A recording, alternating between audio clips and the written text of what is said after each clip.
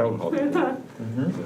So what was about that? The indoor mask mandate, yeah, up to, at first it was with the like the 29th, and then it was the I thought it 15th. was March 19th. Now, it's, yeah, 19th. Okay. excuse me. Now it's the 12th, Of March? yes. Oh. We'll see what it is tomorrow. Yeah, right. One day at a Check time. your email, check your updates, check the news. Yeah.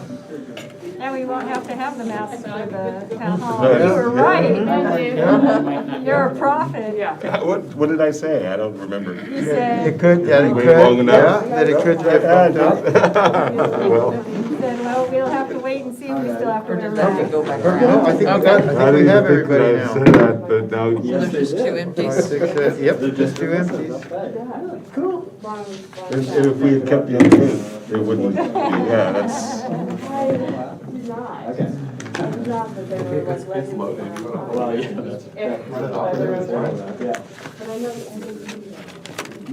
I don't think, yeah.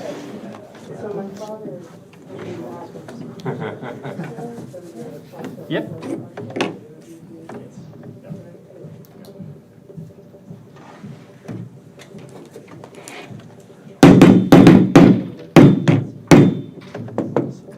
Good evening, all, and welcome to our City Council work session, February 28, 2022. Would you please stand with me for the Pledge of Allegiance? I pledge allegiance to the flag of the United States of America and to the republic for which it stands, one nation, under God, indivisible, with liberty and justice for all.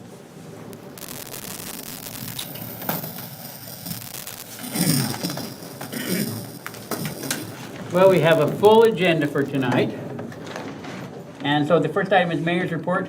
And I have, yes, ma'am. Never mind. You were going to tell me that we had one absent counselor. I need to announce that. Thank you very much. Welcome, Norma Jean. Sorry, That's all right. You're barely late. Barely. I left home in time. So, full agenda, and I have no mayor's report, so I'm hoping every other agenda item will be as short as mine tonight. Okay? No mayor's report. Let's go to number 2. Michelle. Strategic plan update for tonight. Tonight we'll be joined by Sandra Hathaway, and we have Michelle Kennedy here with us tonight. And so far, we've had 3 virtual meetings. We've started working on a survey. We've developed a stakeholders list and a website design. We provided photos, department plans and documents, and we're working on a social pinpoint web page as well. So that's the update on where we're at right now for the strategic plan. And then later on tonight, they're going to do the kickoff, and you'll get all up to date on that. All right, thank you very much. So let's start in with our committee report. The first report comes from administration and finance. It doesn't have a name there, so I'm going to have to guess. Let's see, is that Kevin? No, that's Alonzo. Alonzo. That's me. I looked at Alonzo and said Kevin. I was hoping he was gonna speak up. Alonzo, So, okay, yes, thank you, Mayor. So I trust that all our, we've all received our evaluation employee policies, and you've had a chance to review them and kind of pick up real quick from the last council meeting. We passed around the municipal judge sign-up sheet. It looks like everyone has signed up. And we met, the admin committee met in January, and we discussed how the process would go this year. So, the city attorney evaluation sheets will be handed out at the September 12th city council meeting. And also at the same time, a Word document will go out as well. So we have 2 ways to submit them. That would be a hard copy, like me, I like a hard copy, or via email. So you can fill that out and send it in to city recorder by September 28th. It has to be in by the 28th agenda deadline. And That way we can all, we all felt that there was some value in compiling them all together. That way we all get to kind of see and go over the valuation sheets. Okay, then the municipal judge, if we've all signed our court dates, so if everything goes according to plan, the last day to attend court is September 14th. That is why, September is the last day. And if we've all attended and we fill out our evaluation sheets at the court and leave them with the city recorder. We've found that that's just the best way to do it. If we leave them with the recorder, then they're submitted they'll get into the packet where they need to go.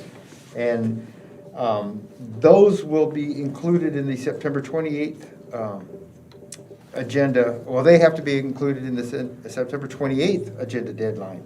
But if we've all completed them and left them there, and if you, for some reason, you need more time or you don't get to do that, then it's, it's up to you guys to get them in to the city recorder. And let's see, and then October 10th, that's when there will be an executive session to conduct the performance evaluations of the city attorney and the municipal judge. And then on the same day, October 10th, the city manager's evaluation sheets will be included in the city council meeting packet. Right? Sound good? And the deadline for submitting Manager Amberg's evaluation sheets is November 2nd. That's agenda deadline. And then we'll also be getting a PDF Word document as well. And November 14th, there will be an executive session to conduct Manager Amberg's performance evaluation. Okay? Is any questions on how that, for anyone? So these dates will all be in the minutes we'll get from Roberta, so Yes. we'll get them. And we've discussed that this is already going to be on the, It's on the agenda outline that we go over with the mayor and the council president each time we set the agenda for the meeting. So it's on the agenda outline. yes, and we can't overemphasize how much we need to get that on there. So 6 months from now, I or someone. We'll remember. Yes, we'll remember that we try to put this in kind of an autopilot type deal. And I will try to check in with you to make sure that things are getting, as we get closer to those days, just kind of maybe send you a friendly reminder email to see where we're at. Yes. Okay, any questions? Yes, sir. So the evaluations always take place in a work session, in an executive session. Yes, sir. And I have a real strong preference that either they take place before a work session or after a council meeting. Because what I really don't want to have happen is our residents, our citizens, guests come for a council meeting that is said to start at 7, and then rise up and find out after the Pledge of Allegiance that guess what? We're going to an executive session, and they're all left to twiddle their thumbs or go for a walk or do whatever and guess when to come back. So I would either prefer that the executive sessions are after regular council meeting, or if we're going to do it at a work session time, then we could do it before if we wanted to. Start and advertise that the work session is starting at a later time. And I would agree with you that they should probably be done after this regular city council meeting. I think that would. I think that's traditionally what we've I done. think, yes, and I think traditionally that's what we have been doing, because if we do get into a long work session, then we don't have to do that as well. And then, yes, for the public, they don't have to, like you said, sit around and wonder when they're coming out. And we do it after the regular city council meeting. It's mentioned in the city attorney evaluation under process 3 that it's before. So, I'm sorry, where are you? this is the city attorney evaluation policy. Okay, on the policy. Yes, it does state that, but I think traditionally, we have done it like you said. We've lumped the municipal judge and the city attorney in the executive session after the regular Council meeting. council meeting. Do we need to amend the policy then? Or is that subject to our own changes if we want to make them amended policy? I mean, you could amend simply to say an executive session before or after, and that way it's left to the council's discretion without saying, if you say one or the other, then you're kind of stuck. If you say both, then the council gets to decide when they're gonna have it. Well, I guess we can amend that policy. And because, you know, Michelle and I and Kevin look at these calendars months out, we can see what's coming down the road. So it may be that we say, hey, we have a really light work session that night. Or we have a really long council meeting that night, and we don't want the attorney and judge here until 8:30 or 9. Sure. We So- could totally leave that to the mayor's and city manager's discretion, but I think the ultimate goal was to try to wrap this up before Thanksgiving. Yeah. That's what we're trying to accomplish. Right, no, I don't have any concern with the date. Okay, But rather, Sure. at what point it takes place. well, we can certainly leave that to your discretion on when, but as long as the documents. The dates won't change necessarily. Okay. Okay. So do we need to amend this, or what do you all think? This is a council document, so all it takes is for the council to decide we want to change that word, and that's all. If we don't change it, then are we bound to actually hold them before? And I think we might be, so we should probably change it. So, yeah. I don't know if it says that in the other ones or not. Well, yeah, see, I saw. And under the municipal judge, it says it is prior to a city council meeting. So there it says prior to again.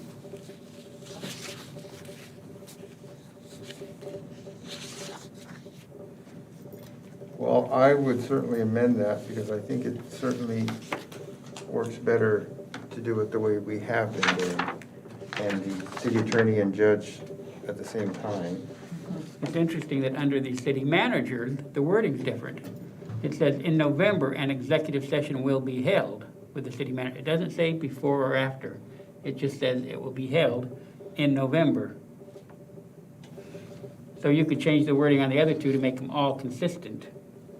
That it just say, it says at such and such a month, an executive session will be held.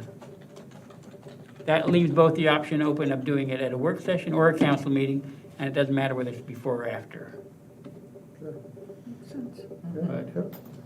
We can certainly do that. Michelle, you had your hand open. You had your hand raised a minute ago. Yeah, I just wanted to remind you, though, that we have to pay the city attorney to sit and wait. And that's why that was done prior to the city meeting, prior to the city council meeting, was to try and not have him on the clock. That's right. So it's either our public or the city attorney. And for me, I'd rather pay the city attorney if I had to an extra hour than tell all the members of the public, come on and show up, but now just wait, because we have something more that we're gonna do. We could also let people know that the executive session will be about a half an hour and that they should come at 7:30. Well, I mean, that would require us noticing that Yeah, and getting that word out. So I still prefer that they either be held after or at a work session, around a work session. Because I think it's easier to notice people that we're having a work session at 6:30, because our charter says the council meetings are 7 o'clock, every such and such. And our governing rules talk about work sessions, and those are really at our discretion. So I'd like to stick with, you know, our citizens know that second Tuesday of every month, city council at 7 o'clock. Sure, and yeah, I don't think that would affect our dates if we have it on the 24th, or say if you wanted to have it at the October 24th work session, that would not affect our process. Then the deadline is 12.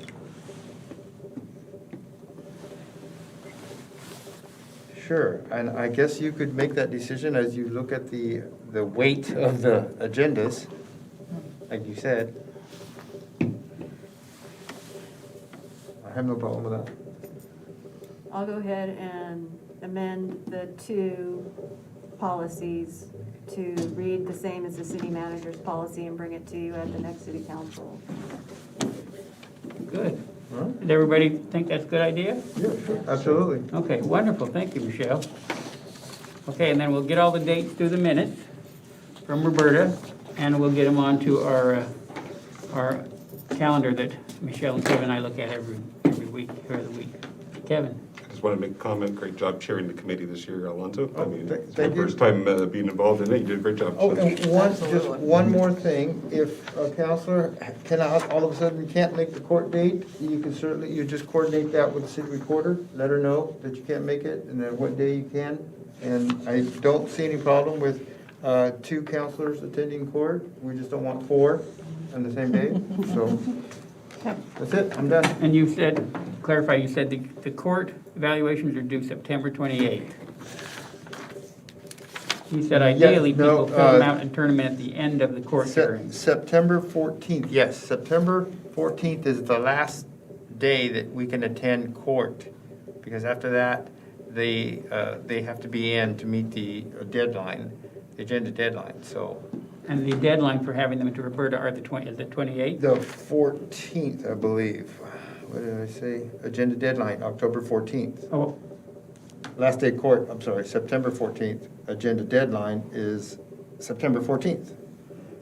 okay, so the evaluations need to be returned to the clerk by September 14th. Yes, the last day of court is the 14th. Well, they'll be in, they'll be in at the court. If you leave them there, they'll actually, you leave your evaluation sheet of the For city. those of us with bad handwriting, who scribble things really fastly and want to go home and type it up Then you're on your own, you gotta get it in. by the 14th of Yes, September. yes, sir. Okay. That'll work? Okay, thank you very much. All right, so we move on to Public Safety Committee. I don't believe has a report tonight. I do. You do? I do. Okay. So, the Public Safety Committee met on Tuesday, February 8th. And we were able to elect a secretary, committee member Tammy Shook, so thank you for that. And then we just did a brief review of the National Night Out. And we did set up the next meeting, which will be Tuesday, March 8th at 5:30. Okay. Transportation and Public Works. All right, that's just me this time, so we did the Water Rate Advisory Committee first, as we do traditionally each year. And that meeting was held, we only had to have one this year. So that's, but we went through a lot of material as evidenced here by the great notes that Councilor Clark took during the meeting. So we mulled over several different options that were presented and asked a lot of really good questions. The final, so folks don't get the notes from this until the next year, do they? Because they have to approve them, so you guys won't see this. So there's a lot of stuff here that we covered to get to and arrive at, and the final recommendation being a 4% on the water and a 5% on the sewer. And I think I would like to give the other folks that were involved in the committee a chance to speak to their thoughts on that. But one of the big factors is the inflation of costs, and I think it was the supplies that we realize are going up pretty high in some cases, like 20% higher than the things that were last year. Is that right, Manager Amber? Does that sound about right? So I don't know if Cliff is here Yeah, tonight, no, but, so that's one consideration as we're thinking about that. And then also, just really thinking about and planning for the future of being able to meet the sewer needs of Crestwell. We thought that a 5% on that was in the order, so it's a little bit higher than what we've done in the last couple of years. At the same time, I believe that the average increase was $1, is that right? I saw that somewhere here just recently, or was it 50 cents? I think it was about Yeah, I $1, thought it was, dollar per yeah, month. 50 cents for each, so about $1 addition to a person's monthly bill. So I saw that in, I think it was your, Yeah, and I just did the math on my water bill, and it's well over double that. So I looked at, I mean, my water bill is running about 50, my sewer just a little bit less right now. So 50 times 4% increase makes it 52, and 49 times a 5% increase makes it 51.45, which comes out to $4.45 a month. And it's just two of us living in the house. So how does that compare to average? I don't really know. But I think if we put out that it's $1 total, there's gonna be a lot of people like me doing the math, come back saying, well, wait a minute. It's 5 times that. I mean, $1, $4.45, it's 5 times that. Councilor Pritchett, Mayor Strain. Yes, sir. There were many scenarios given in the slides, various options, anywhere from a 0 increase to a 4% increase. And yeah, the dollars varied. I think maybe Councilor Pritchett, you're remembering what a 1% increase does, or 2% increase. Yeah, I think. so I think that was in an email, because Dave saw it too, so, right, you saw that in. Well, I saw something, like the and I weekly remember I report or something like responded to that, it. Yeah. And I'm not objecting to the increase. I'm saying we can't afford to put the message out to people, here's the increase, and it amounts to about $1. Correct. Because people will do the math. And some people will say, that's $10. Because for some people it will be $10. And the base rate is 33.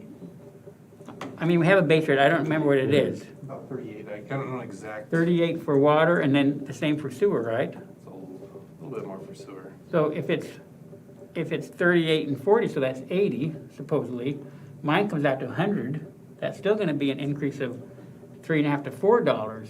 So the person who's paying the base rate is still gonna see an increase of $3 or $4. All I'm saying is, we can't put out to our citizens, here's what we've come up with, and it will amount to about $1 raise on your increase. It won't. So we've got to be completely transparent with our people. People can figure it out themselves if they want to.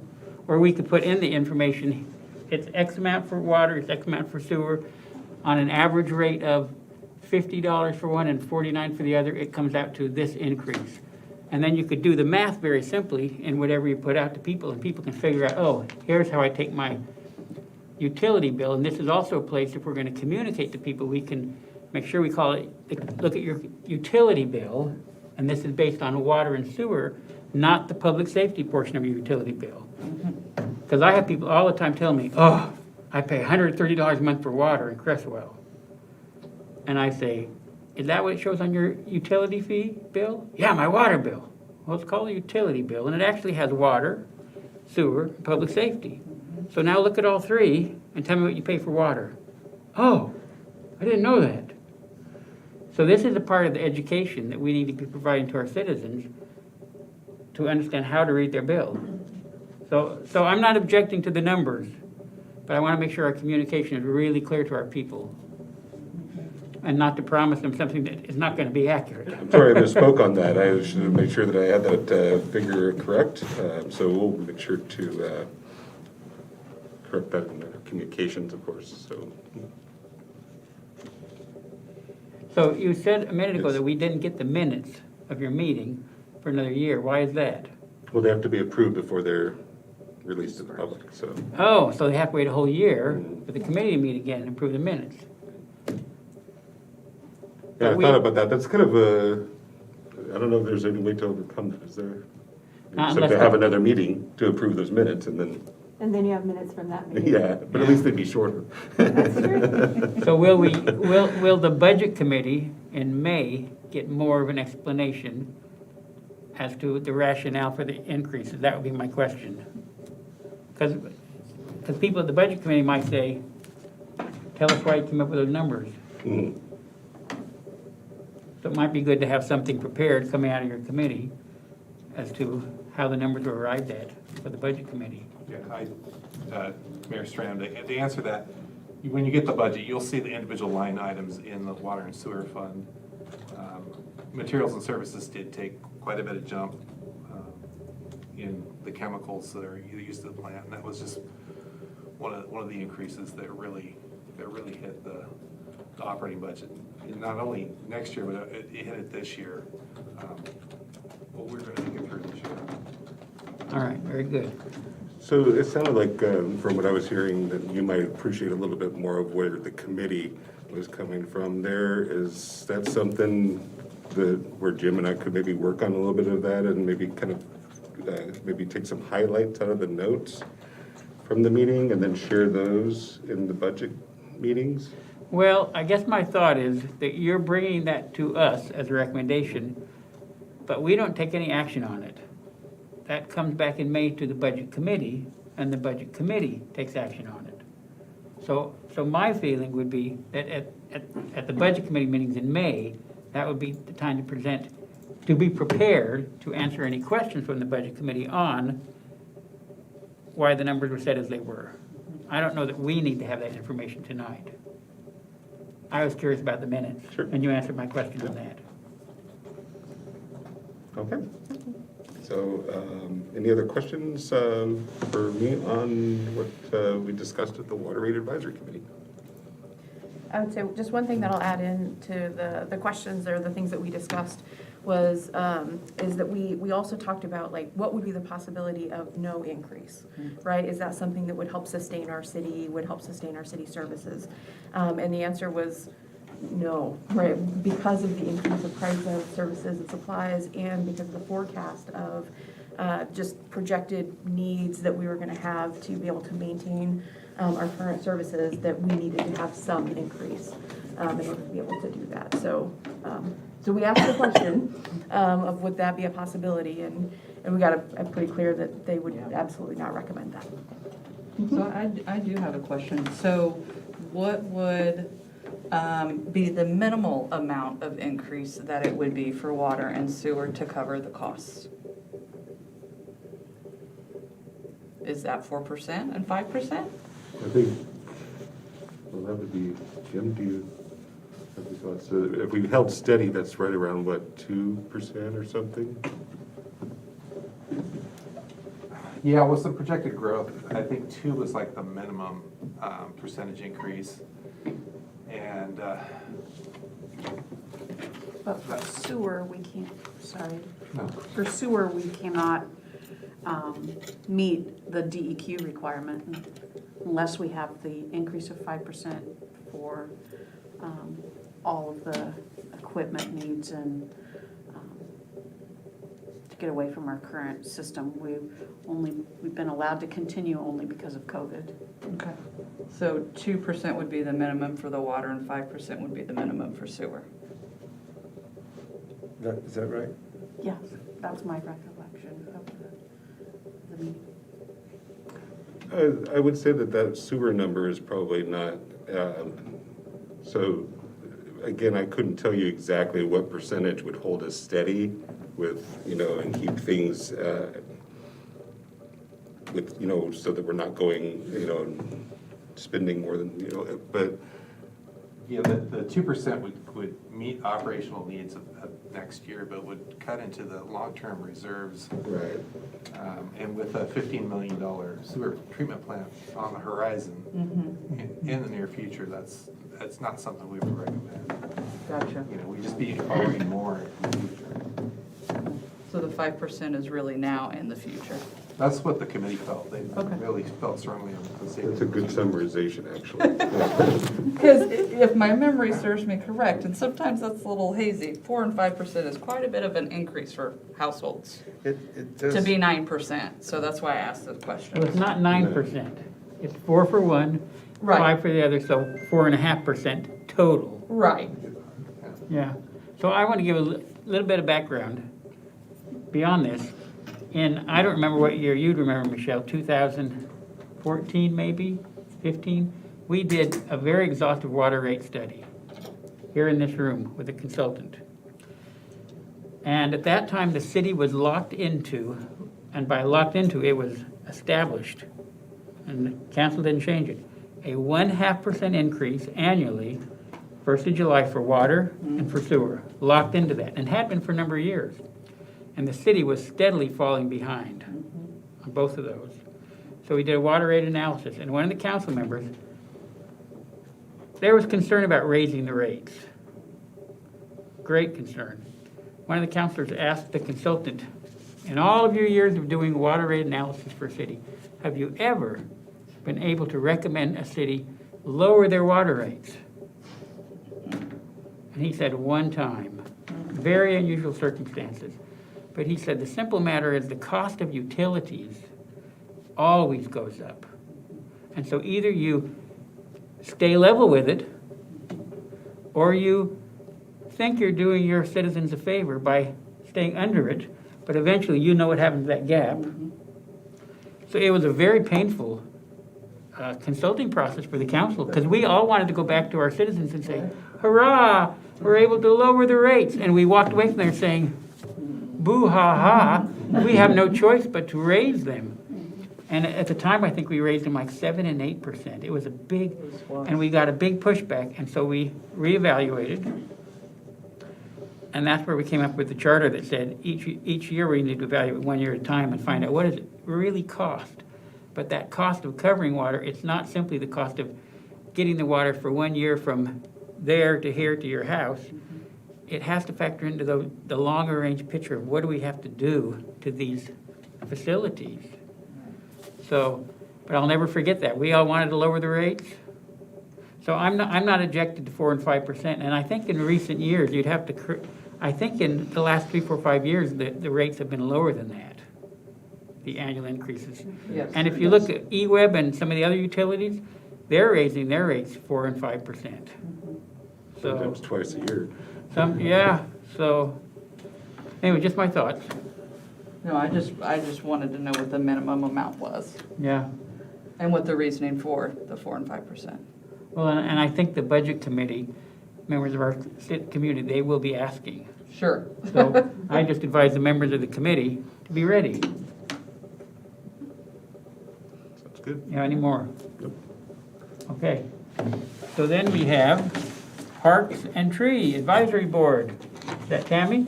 Norma Jean. That's Norma Jean, okay. That's me. We're still trying to develop walking paths. I tried to get some information from Facebook, and I didn't get much specific information, but I did get some enthusiasm. People thought it was a great idea to have a map available. So I think I need to work on other ways to get the specific information from them. So did the committee as a whole work on this last year? Because that was their charge last year, to develop walking trails and develop a map. So did they do this work last year? Because the charge was a report on We've what worked they on did it. last year. We have worked on it. But was anything actually We haven't got a map. completed? No. Not done. So did the committee get the information I sent on Lebanon walking trails? Yes. City of Lebanon? Yes. So they have that. So that's a great model, and your committee could easily contact city manager of the city of Lebanon and get more information. It's a wonderful system they have there. So, how much time does the committee need to get this charge completed? Yes, Michelle? They're going to actually take a map at the next meeting with highlighters and highlight out their walking trails. So they're close. So can we have a report next month? Sure. All right, so we'll put this on for, yes, I have Misty. a question. So I have a walking trail, but I'm not a Facebooker. Oh, well, So is that something I could just send an email to? yeah. Give Okay. us some information. The Okay. more specific you can be, the better. Oh, yes. I go down this street and across this I can way tell and you down that. here. Yeah. I every stop at day. the park Yeah, or whatever. You know, That's the kind of information the committee is Yeah, looking for. I do a 20-minute walk loop every day. And you know, there's a 1 mile BART trail at the high school That's partly. that I helped to install a number of years ago. And there's Garden Lake Park, and there's a walking trail there, so. Yeah. And I think one of the goals was to see how these walking trails could connect our parks in town. Admittedly, we've got opposite side of the freeway. But at least if you're on one side or the other, how can you be connected throughout? So, okay, so we'll put that on for the March work session, Norma. Bring another report. Okay, We'd like to see it. If you could bring some stuff to us, that'd be wonderful. yeah, if we can work on this map, we can get started on that. Okay? All right, Airport Commission. Is that Jim I see back there? You're gonna present tonight. Okay. Come on up here. You can stand up here if you'd like to. That'd be fine. Introduce yourself to everybody, for those who don't know you. Well, my name's Jim Arglasso, on the Airport Commission, been there for quite a few years, 5 years, I think. And so we produce a little report. We're obligated to come to you each year and tell you basically what we got accomplished and what we're planning to do in the coming year. So that's what you have in your packet. We are working off of, we're actually in the last year of a process that Mayor Dave would remember, I'm sure, was we did an airport visioning process going on like 6 years ago now, and came up with like a 5-year strategic vision for the airport. And it was kind of came into these 3 categories. You look at the vision statement, you see it's broken out into these 3 goal areas that we have. So we're in the last year of that 5-year plan, and I'm happy to say that we've made major progress in some areas. And I'm a little sad to say that in some areas we haven't done as well as we wanted to do at the time. Essentially, if you look at one of the major things about an airport is a very capital-intensive effort. Requires a lot of ongoing investment, both in maintenance and in capital improvements. And our airport manager has been very successful in working with the FAA and other state agencies to get funding for much of that activity. So it's come at, I would say, at very minimal cost to the city to maintain the infrastructure at the airport. And so we've done some major things. There's been a lot of asphalt been moved out there. Taxi lanes have been improved this last year. And then we're looking at major runway resurfacing this coming year. So those are the major things. The report includes a number of other things. There have been some hangars purchased and some other things done around the administrative building there. So wastewater system is a huge item at the airport. It's always been in a long-term vision. And so we're hoping to be able to get some design work done on that in the coming year. And then you know, if you've ever been over to the what's called the FBO or the airport building over there, you know, you can see it's showing its age, and so we're going to do some things with the air conditioning and the heating system and the carpeting and such. So that's in the plan. So we're pretty happy with the way that goal has worked out and is proceeding. On the next one, coming out of the visioning process, we really, as airport users, we wanted to demonstrate the value of the airport to the people, the citizens of the community, and on this side of the highway. And so we came up with an idea and that we would partner with the school district on a STEM program that would be aviation centered. And we had a lot of, you know, interesting goals there, you know, to basically have a place for students can be gainfully both occupied while they're in high school and then employed after they leave high school and have a leg up on learning a trade. Well, it started off really great. We had a lot of support from the school district. Todd Hamilton, the superintendent at that time, was very supportive. He had a teacher that was geared up to do this education, and she was actually doing drone classes over in the gym over there. And they're getting kids pretty excited about the program. Well, first thing that happened was that her family moved out of town. Her husband got a job at another place, and so they left. And then shortly after that, as I'm sure you're aware, Todd left the school district and went to Springfield.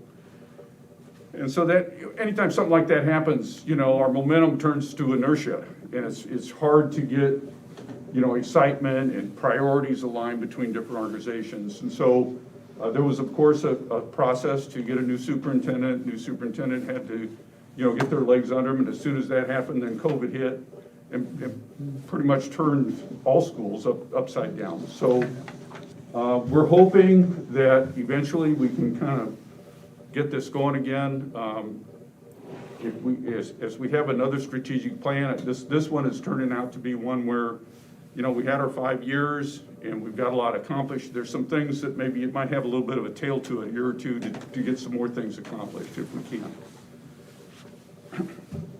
So that was our major goal number 2. The third goal was we kind of, in the visioning process, we came on aware of some items, some things that put the city and the airport in a kind of unique position to be an emergency operations center in the event of a disaster, both in terms of its elevation, so it's above the floodplain, and its location along I-5. It really sets up well to be kind of a regional disaster recovery site. So again, the airport manager went right to work, you know, got some grants. We got money that from the FAA and others, and we were able to purchase 3 emergency generators. With the city's cooperation there, a hangar was purchased for future use as an emergency operations site. It's, in the meantime, it's being rented out at a market rate. So, and then, you know, other infrastructure improvements are being done at the airport to make that a live site. And one of the exciting things that's happening this year is there is a major FEMA exercise. So, you know, an emergency operations center is more than a building and a facility. It's methods and procedures, and then those methods and procedures interact with the facilities and the staffing to respond to the emergency. So all that has to be kind of orchestrated and practiced. And so there's a major exercise this June where we're hoping to activate the Emergency Operations Center at City Crestwell and respond to a 9.0 earthquake with 15 to 25 foot tidal wave along coast. And we don't know when that's going to occur. Well, we've decided it's going to occur on June the 9th. Is that the date, Jim? We'll be out of town. 100% certain. Thanks for letting me know. So between the 9th and the 19th, we hope to practice and see how we can implement our Emergency Operations Center methods and procedures. And one of the interesting aspects of this from the point of view of a pilot or airport user is that there'll be an airlift involved. So we will be bringing supplies in. Right now it looks like from Walla Walla, Washington. We'll be dropping some here for use by the community, and then taking more of those supplies over to the coast, which would be the most heavily impacted area, is right along the coast. And so we've got so currently we have the cooperation of quite a few Indian tribes that will activate along the coast because they will be the main receivers of the disaster aid. So, but we're really proud of what we've been able to accomplish at the airport. Looking forward to doing a lot more, certainly with your advice and cooperation and help. You know, it's always been a good thing to have in relationship-wise, and we'll hope to continue that into the future. All right, so you have questions or comments for Jim? Kevin? Actually, this is just more of an interest, self-interest in noticing that we seem to have helicopters landing at the airport more often now. And is that because of some of the improvements that have been going on that have made that a destination, or? I'm not so much sure that it's that. The availability of jet fuel is helpful. It's easier, this airport is a lot easier to get into and out of than many other airports that have jet fuel. Because usually those are larger airports.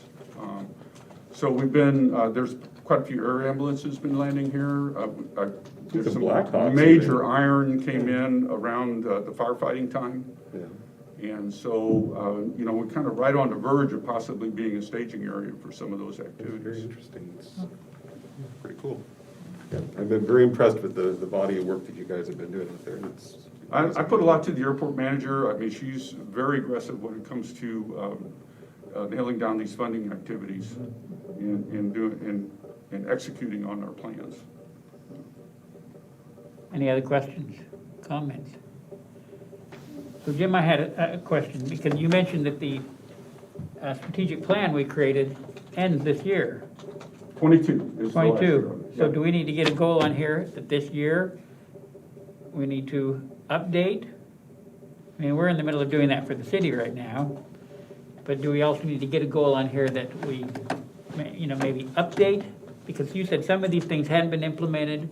There may be some new ideas that maybe we could do a revision, updating of the airport strategic Yeah, plan. I mean, it's a 5-year plan, and we're certainly in the 5th year, so, some things have changed from when we first started this, and it'd be good to take account of those and come up with another plan for the next, say, 5 years. Yeah.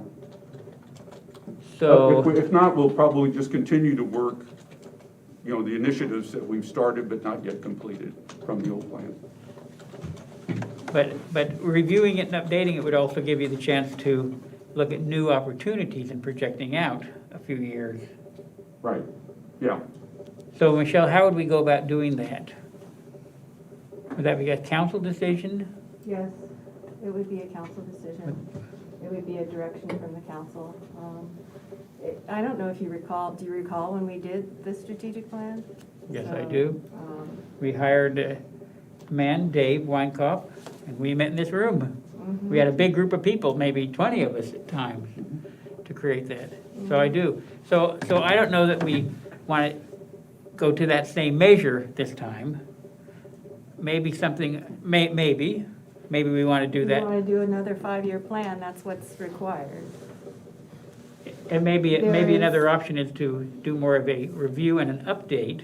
That would maybe be a 3-year plan that wouldn't cost the city as much money, maybe not be as time intensive, but still, because part of what's happened is COVID has kind of derailed. Push things out.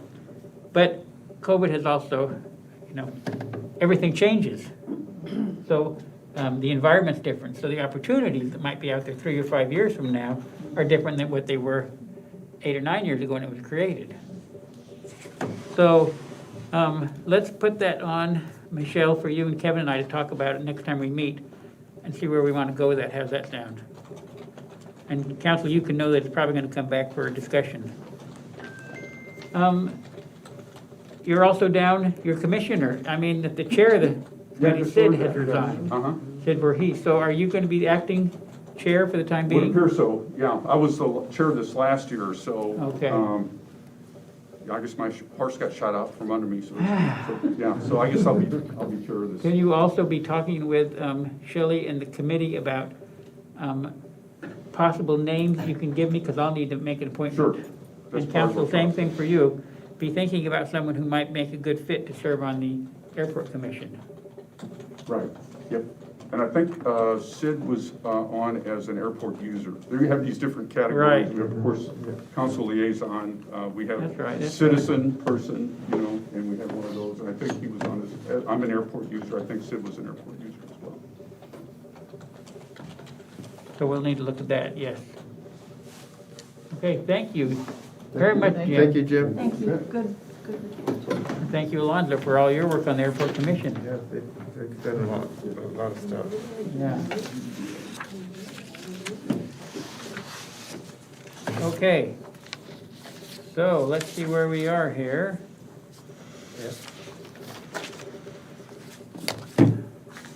We are up to LCOG. That's me. All right, so the LCOG board meeting, it's virtual board meetings for LCOG right now. I was able to participate in the January 27th meeting. I was not able to participate last Thursday because I was indisposed, as you all know. So here's some of the highlights. There's a lot of information presented at LCOG, and I just wanted to bring out highlights. From the January 27 meeting, the audit was completed, no findings of concern. Senior and Disabled Services offered several free virtual training opportunities into December of last year on the subject, how to avoid scams. Free to the public, and I thought that was wonderful. Many of the member agencies in LCOG have reported struggling with staffing shortages.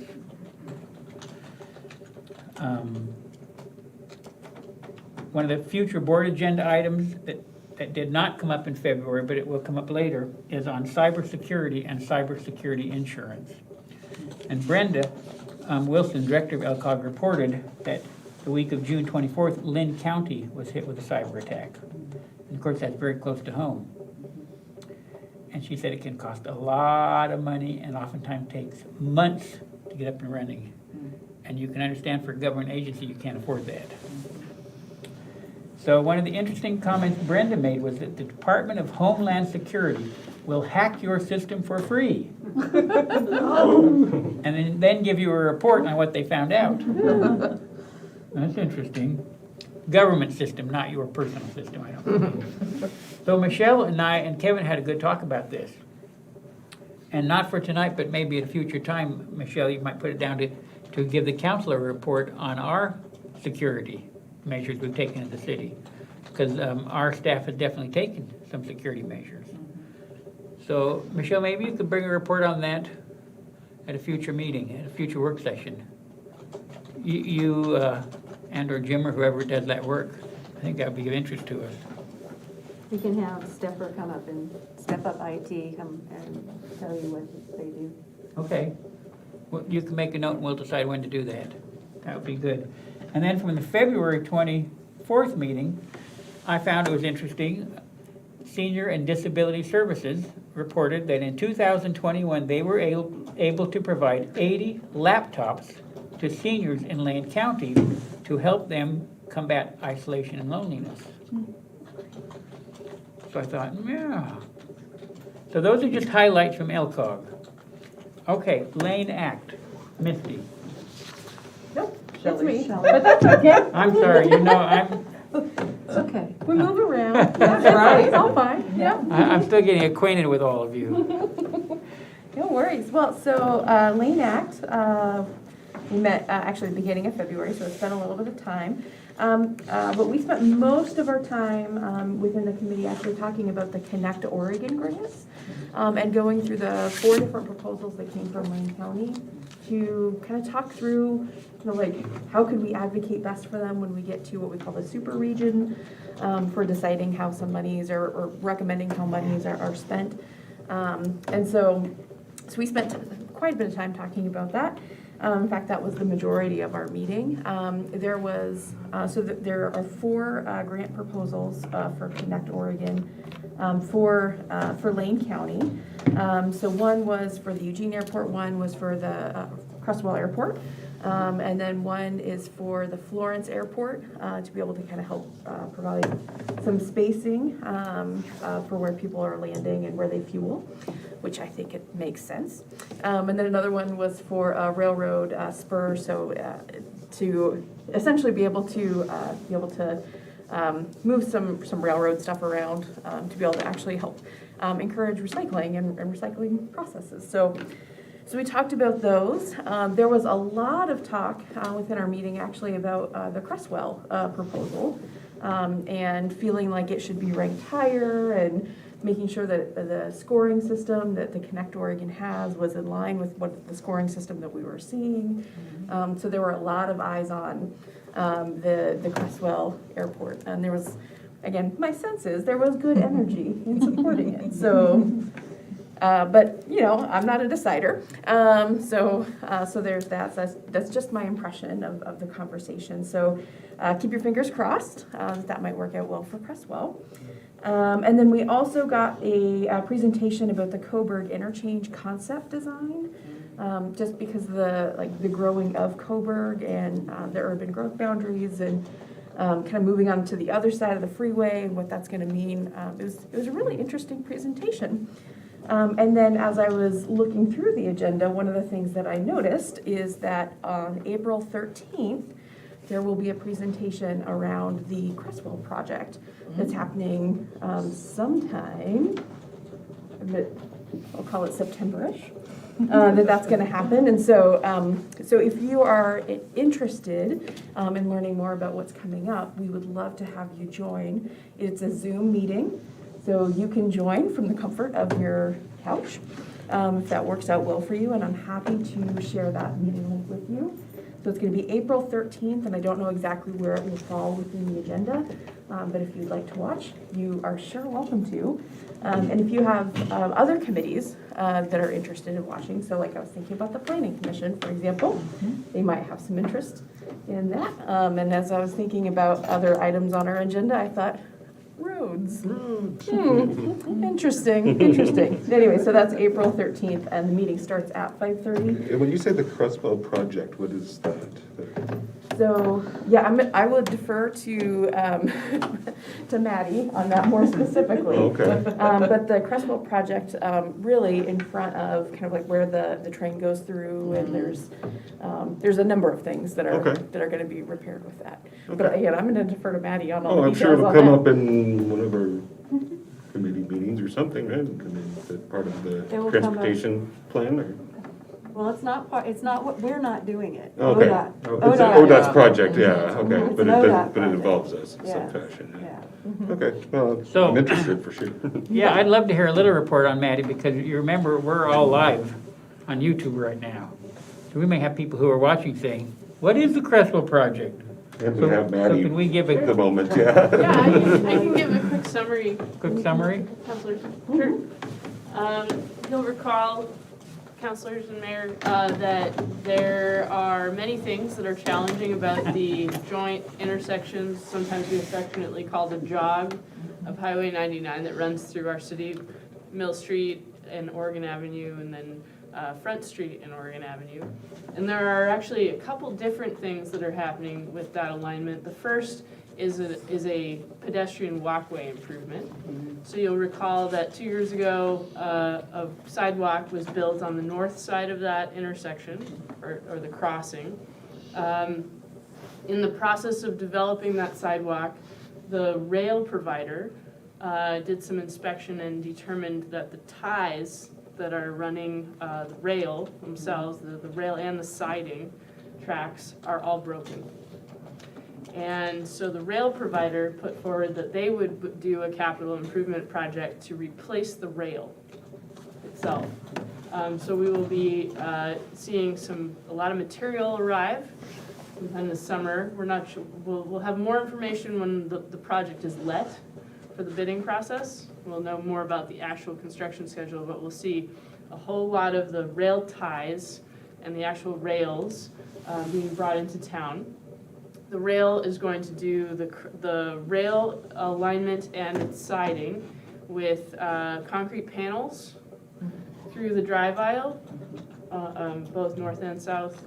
And then ODOT will be coming back behind the rail operator construction and doing a southern sidewalk that's ADA compliant. So that's going to involve some concrete work, some ramps, and some asphalting within the drive aisle, which is kind of like a smaller project that begets a larger maintenance opportunity. So that will be wonderful, except during the limited time that the rail crossing will be closed. And we will have lots more information about that as the dates become closer and confirmed. That's an immediate construction project that's on the construction log for ODOT. So they're moving forward on a schedule to get that in motion. Also, right now the planning folks at ODOT are doing a refinement project to look at the 99 Oregon jog as a refinement of our transportation system plan that was adopted in 2019 by you all. And they are looking at a combination of things that include everything from design to signalization, timing, and orientation or construction of how the lanes are alignments, so that we can put those projects, so it'll likely be several different projects that will have to take place over a period of time, and will be prepared so that they're eligible for the state transportation improvement program. But that's a planning activity. It's not a construction project by any stretch, but there are certainly wheels in motion to try to resolve what we believe, what we heard in our transportation system planning effort is the most important project to the city of Crestwell. Questions? So I have just one question, and it's probably as much to Michelle as anyone. The railroad's gonna come in and tear up the rails and bring in lots of new stuff. Historically, when the railroad tears up rails here, they just dump them right by the track, wherever in town, and we get these big piles of rails and wood and blackberries and then varmints growing, and all the people in the vicinity who own land are in somewhat of an uproar because of all this mess right next to their property. Is there any way we can, since they're coming in and doing all this, that we can say, could you please clean up your rails while you're here? Get them out of town? Well, I think that's something that could be brought up at the Lane Act when they discuss the project. Okay, wonderful, I like that idea. Thank you very much. Absolutely. Mayor, it's something that we could very easily include in instructions for the construction schedule, that we intend to be very observant about waste and its disposition. Yeah. That'd be wonderful. Okay. Anything else, Shelley? Our meetings are coming up, so if you're interested and to get the Zoom link for Lane Act, just let me know, because I'm more than happy to share that once that's available. Yeah. Thank you. Okay, ad hoc, 4th of July. All right. Kevin. Well, this one has been in the works for about 5 or 6 weeks now that we've been meeting. So as soon as we got our charge, we set to it. And I think we've had just about meetings every week, maybe give or take a little bit. So I think I'll start out with kind of jumping back to the beginning of what brought us to this, because maybe just a refresh for council and stuff like that. But after last year's 4th of July, we had quite a bit of overwhelming feedback, to say the least. Here in this room, through our emails, in person, I think we just got hit in all directions. And council expressed at that time that they thought that maybe one thing that we could do would be to hold a town hall meeting and give the public a chance to come and ask their questions and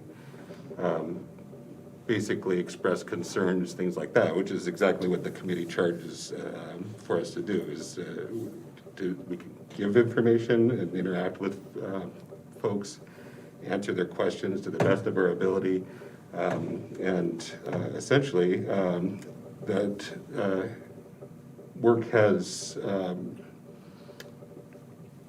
resulted in the formation of the ad hoc committee, and so then we set out to meet. So that was the kind of backdrop for all of that. And so I would say that the very first meeting had really good energy to start with, and I will say that I think that most of us are we're all in agreement that we want to see a positive meeting. We don't want to have something that devolves into, a bunch of name calling and pointing the fingers and stuff like that. So we're looking basically to go into it with a presentation of a timeline. And so we think that the timeline kind of would help folks to be able to see essentially, and ideally I think that folks don't know exactly what it's like to put on a normal parade in a normal year and stuff like that. It is a lot of work. And so, but I think that through the panel and the town hall meeting, the folks will get an understanding of that. But at the same time, what happened last year was just a bunch of series of events that just kind of unfolded, and nobody could have planned for what that outcome was. It was just impossible.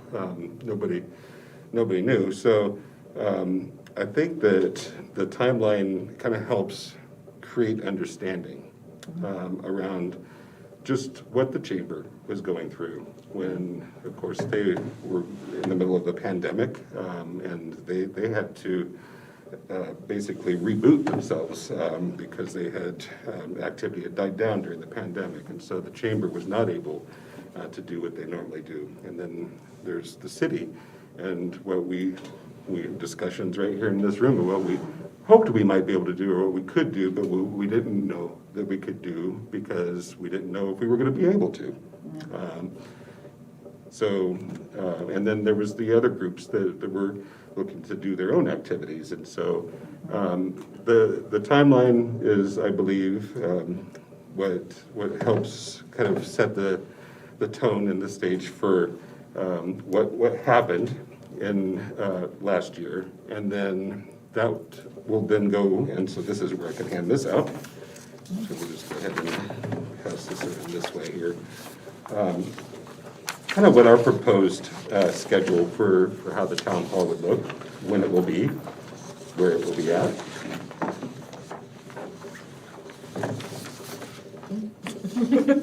Thank you. Yeah. So we see this starting off at 6 o'clock in the evening on March 15th is the date. And we didn't even know it at the time, but evidently, possibly we won't have to have a mask mandate during that meeting. So, or people can wear them and choose if they choose to. But this would be a 6 o'clock start time, and then the group discussed different possibilities for moderators to help moderate the meeting, and we landed on pretty quickly Cameron Wrighton from KNND. So he's just well known for facilitating these kinds of conversations. He does it every day on the radio, and knows how to keep a meeting and a group moving along and not getting caught on one subject and going too long. So Cameron has graciously agreed to do that, and so he attended not our last meeting, but the one before that. And so we would start the meeting with a welcome and then introductions of both the moderator and the panel. We'll get to the panel in just a second. Of course, we're going to thank New Hope Baptist. They're the church that agreed to provide the facility for the meeting. And by the way, just pass that back up the chain if you would, Alonzo, to thank them for that, but we will thank them again then. We're going to set some ground rules and some expectations. Just, it's a family show. So we want to make sure that we just keep it cool, but nothing that's not out of the normal expectations at a public meeting. So, and then the agenda really after that, I don't know why it says meeting agenda there, but from 6:10 to 6:30 is when we will present that timeline. And then after that, starting right around 6:30, we would have the Q&A with the panel. Now, the way that the Q&A would go is that if we have council blessing to move forward with this plan, then starting tomorrow, I think we have a link that can go out for people to submit their question online. Very, very simple form. We're just trying to make it so basic that anybody can do it. But at the same time, we have our new opportunity for people to put things in the box out front for either anonymous suggestions or otherwise, but that option exists as well. And the committee will meet again one more time before this, so we meet on the 10th. And we will go through the questions. We will bring together themes of questions so that we don't have the same question getting asked 5 different ways. We will consolidate the themes and stuff like that. And those will be the questions that will be presented during the meeting. And then if there's time at the end, any that are submitted like at the last minute we'll take. But we're shooting to have all of the main questions figured out, and the moderator will have those so that going into the meeting he'll just be saying, okay, this is the question, and then defer to whichever member of the panel would then answer that question at that time. So, any questions so far? Yes, I have 2 questions. Yeah. One, and you might have just said that, and I apologize, the deadline for questions?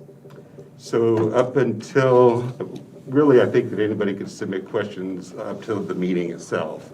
Okay, so But- up until the 15th? Okay. So that'll give us 2 weeks if we approve this timeline and date to receive questions. Okay, and then my other question is with the link, can that be anonymous?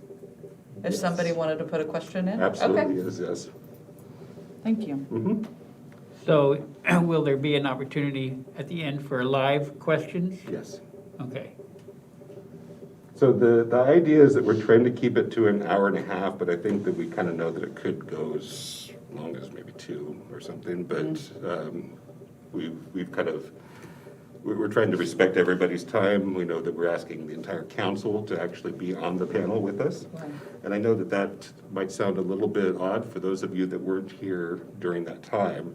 But we do feel that this is a way, along with the chamber, Bobby Ladley from the chamber, and also City Manager Emberg, Sergeant Denham, and Ops Director at the school district, Joel Higdon, would be part of that panel. So it's a pretty large group of people, but it also shows that we're together. And really, at the end of the meeting, what we really want to do is emphasize the positive, that now we're going to take this feedback. We need to, we should, it's not in our charge, but we should debrief on it with the council after that. So I guess that's kind of implied, in a sense, we're thinking that part was implied, that we would debrief on it. So anyway, and then really use that as a launching point for this year's events. That, so people will come and maybe even think, I might want to volunteer and be part of helping out and being part of this year's solution. So again, focus on a positive meeting, more maybe even celebratory in a way, because I think that this year is going to be fantastic. So that's kind of the pitch. And then Questions for Kevin or the committee members? Committee was Alonzo and Shelley. You have questions? No questions. I'm happy to be on the panel. I thank you for including those of us, Norma, Jean, and I that are new. At the time that all this went down, I was on the board of directors for the chamber. And not a single person has ever asked me what I thought could have been done different. No. So, well, I didn't even know that. So yes. So I'll be happy to, share anything. I could be wrong, but I don't think any chamber board members currently were on the chamber board at the time that this went down. in July of 2021. So perhaps I could bring some perspective to the pressure felt by the chamber and Sure. due to COVID and lack of Actually, volunteers and safety concerns. I appreciate Just that. thought I I'd didn't even throw know that that. That's, I think that'll be great. One thing that really was clear through the meetings that we had was just how much work does go into putting one of these things on. And it's really... I'd say a lot. Yeah. We'll take that, yeah. So, yeah, for sure. The chamber, I know that I don't want them to feel like they're on the hook really much for anything other than to say we were kind of defunct during that time, and it was about the best we could do to do what we did, because, you know, so, and that's perfectly fine and acceptable and stuff like that. They're not really, I don't feel gonna take much heat, because why would they? It's not their fault, you know, it's pandemic, right? So, We'll see. yeah. We'll see what questions you get. Yeah, you know, the city wound up getting most of the heat for that. So for an event that we don't even put on ourselves, we sure got the feedback, so. Yeah, well, I think this was a great idea. I think it was Alfonso's idea that we have the town hall, and, you know, that took bravery to suggest. I was here as a community member at that council meeting or work session, and I could, you know, I think that took bravery. Maybe you didn't feel like you needed to summon up some courage, but I do think that, you know, and Manager Amberg saying, yeah, if that's what we need to do. The community really needs education in city versus chamber, and who does what, and so the idea of your timeline is critical. Okay, I want to give just a great shout out to the work that Kevin has done working with that timeline as well. If you haven't had a chance to kind of preview it already, but it's an electronic timeline that actually links back to articles and restrictions, and so we can really remember kind of what we were experiencing or what regulations we were experiencing in that time, because it's kind of hard to remember that, like, oh my gosh, it was only like 4 days before the 4th that things happened, and so it's just a really good refresher, and so so I just want to give Kevin just a shout out for the work that he's done. I got lucky. on that. So I kind of started with the idea in mind, not, because I've done timelines before in like programs like Microsoft Project, and they're really dry looking, not visual at all. They're just kind of like, what's what? So I did a little Google research, and if you do an image search on Google, you can then start to get an idea of like programs and what their interfaces look like and their outputs and stuff like that. So I was like, that one looks cool. and it turned out to really be a very easy tool to use, and I think is the most interactive and the most visually thing I've seen out there. So I just got lucky. But thank you for your kind words. I really appreciate that. Well, and I also wanted to say thank you too for this agenda and all the work the committee has done to make this where it's at.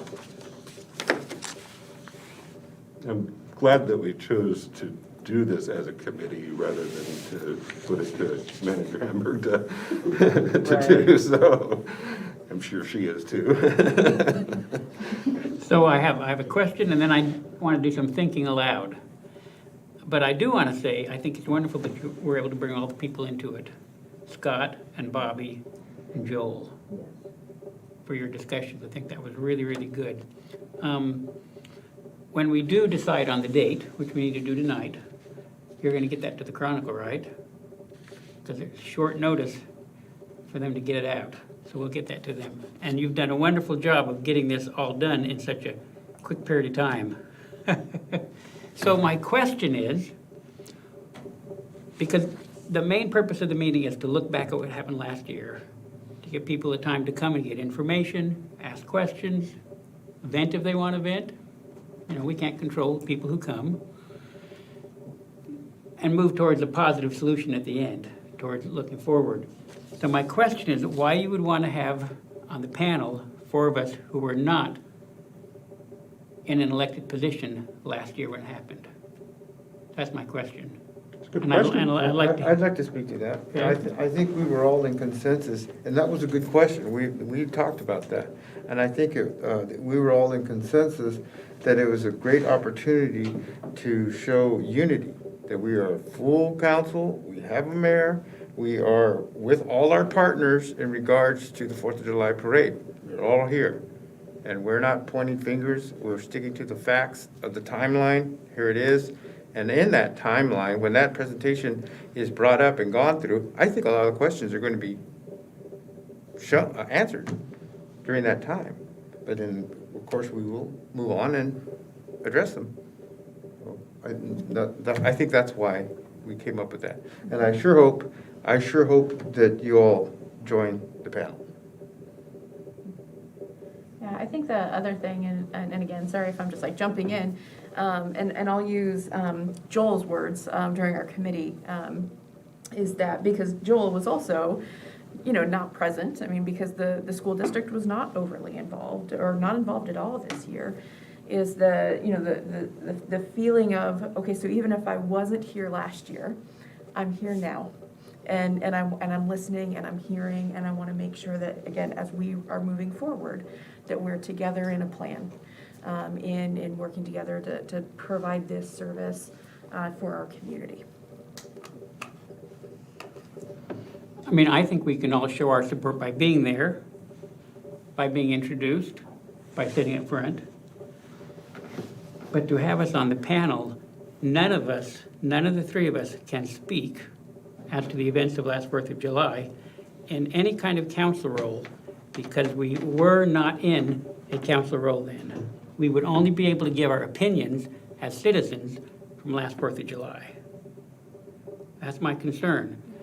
The second thing I need to say is this is not going to be a council meeting, so we cannot speak as a council. Understood. So here's my concern. Questions will be asked, and we'll all have opinions. Now, the 4 of you will have opinions and insights and factual data from having been in the seat last 4th of July. You can speak as to what happened last 4th of July. You were council members. I can't. Tammy can't. Norma Jean can't. So it would be improper for me to speak at all, because I was not mayor last 4th of July. I was a citizen watching. And whatever opinions I have are opinions of a citizen last year. So I would need to clarify, tonight I'm the mayor. I was not the mayor last 4th of July. If I speak up as to my hopes for this 4th of July and what we're currently doing with the chamber, wonderful. I can speak in my capacity as mayor. Here's my hopes for this year. But if you ask me a question as to what happened last year, I can't speak, and I don't think I should. If to be there and to say, I'm here present, I'll sit up front, I'll greet people. This is a council activity that we've put together. I'm totally supportive of it. But as far as giving my opinions as to what happened last year, I don't think I have that place. I need to sit in the audience and give my opinions as to what happened last year. See the difference? So, and I have a real concern, because whatever is said up front from any of us that night can be taken by people in the community and spun in who knows what way they want to spend it. But we are not meeting as a council that night. It's not a council meeting. We're not making any actions. We're not voting. We're not acting as a council that evening. Michelle? Yes, you will be. You'll be a quorum of the city council. And so even though it's not a council meeting, it is a council. Council is meeting. Yes. Activity. So. It's not a council meeting in that whatever we say that night, unless we actually vote. Unless you have an agenda that has. Right. I mean, this agenda it's like a work session meeting is what it's like. But it is absolutely a meeting of the council. Yeah, And but it's gonna and be it will have to minutes, have minutes, it will have to have everything. that a council meeting has. Will it be recorded and be live? It will be Absolutely. recorded and it will Okay. be going out live, yes. Okay. So and that's why I'm thinking loud. You know, I'm kind of raising some yellow flags that are going up about how we respond to members of the public. It may be that you don't. It may be that you sit there the whole time just in solidarity with the rest of the council saying, we are the leadership of the city of Crestwell and we're here to listen to you. We're here to be here for each other as a city council. That I mean, may I be would the really whole- prefer that the three of us not be up front, but that the people up front be the ones who form the committee and have done the work and were counselors, and that the three of us be introduced, maybe set up in the front row, so that it's introduced. The entire council's here tonight. The members of the panel up front are the counselors who were in office last July, because our focus tonight is what happened last July. So we have the four members here, we have a representative from these different bodies, they've done the planning, they're up there. It's very difficult to be up front in the panel, at least it is for me, to be asked a question and not to speak, especially if someone says, I want to hear from the mayor. And I'm saying, I can't respond really unless we're talking about today going forward. But I can't respond as to last July 4th because I was a citizen last July 4th. And I can't speak for the council from last July. I can't do that. I can't speak for you last July. Does that make sense? So I totally support what we're doing. I want you to hear that. I totally support what you're doing. I think you guys are doing a great job. I have concerns about my speaking, about what happened last year, and concerns about the three of us speaking.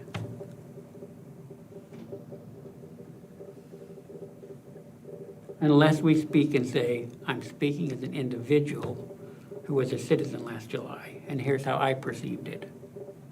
Here's what I thought of it. I don't think there's anything wrong with that. I don't know why the moderator would ask the three of us questions if we Yeah, were on the council last year, so I really would abstain if the question came to me about council action in 2021. Wasn't it council? I don't care where I sit. Norma Jean, what's your thoughts? The moderator should know that not to ask us questions because we were not part of the city council at that time. We could also tell the audience the same thing. Well, you can direct the moderator. Or you can just not say anything and leave it.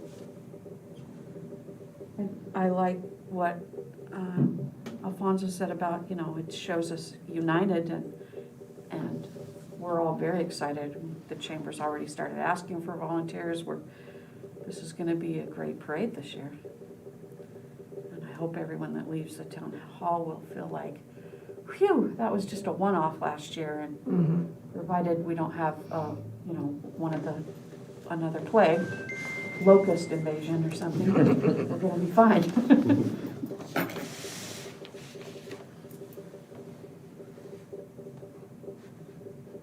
Do you have any concerns, Michelle, with statements that are made that night by the council?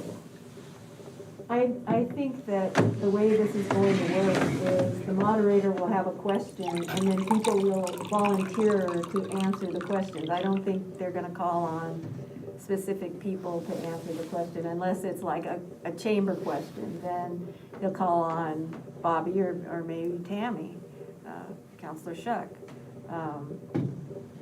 That would be the only time that I would see. And I think there's a lot of value to having a town hall with the whole city council being represented on the dais or up on the platform or wherever everybody is. I think it sends a strong message that it's not just three people who are going to take the heat for everything that happened. It's going to be the whole city council wants to hear and the whole city council wants to be accountable for that. Because going forward, there still is a future ahead that you are part of. And I think it's important that, that solidarity and that unity be something that the community sees. I don't have any concerns about what people are going to say because I've seen the materials. So I have an advantage over everybody else. I've seen the timeline. We've had lots of discussion about what kind of questions might come up. We've had a lot of good talking in amongst the committee itself. And I think it's going to be something you're going to be proud of, not something that you're going to be wishing you hadn't participated in. Will we be asking our sheriff to be there? Yes, Yes. he'll be Okay. there. He's on the panel. He's gonna probably answer a lot of the questions. He's on the panel. I'm sorry, sheriff or deputy? Our sergeant. Sergeant, yes. Sergeant Denham will be there. Invite the sheriff. I guess, well, I'm not so much asking whether he's gonna be on the panel. Are we gonna have our local deputies there in case things go south? Yes, we Yes. will have deputies there. Okay? You were asking if he was on And just, the alternate. just to clarify, we've already been instructed that we can trespass people out of the building, if needed. But I don't think that's Is going there to, gonna be a mask policy? Because I understand. maybe not, by the I 12th. understand it's not until the 19th, is that No, it's the changed? 12th now. Moved again, okay, I didn't know that. Just for this. Just, you gonna call the governor? Yeah. Kevin, woo! You didn't know that I had that kind of pull. I did not know that, okay. So what the decision tonight is, whether the council thinks this is a good agenda or wants to make some adjustments, and then the date. So council, any other input you have about the agenda for the meeting, the plan? No? Okay, so are we good for the date? Tuesday, the 15th, 6 PM, New Hope Baptist. Is it going to be in the auditorium or in the social hall? The sanctuary, will be in the sanctuary, and if we need to open up the doors and for some overflow, we can certainly do that. Okay? Okay, council, are you good with that? Yes. 15th, 6 o'clock? Okay, good job, good work. So we're going to take a very short recess, because we've been sitting for an hour and a half, then we're going to come back. All righty? Short recess.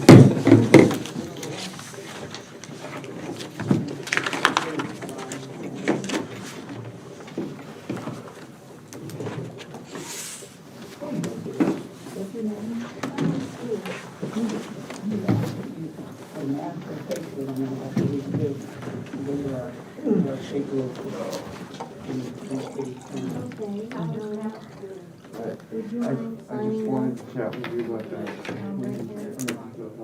What am I signing? Hi, Norma. Good, how are you doing? I'm good. Oh, yeah. Or whatever, however you want to do it. I still want you to plan for your election the next time. Because I really think you should. Whatever you do. So I have to Actually enjoy hanging out with Dave too, so. Well, I'm learning a lot. Well, yeah. Everything was learning. I'm just learning a lot. I'm not sure what their capabilities are. Well, I know our stream.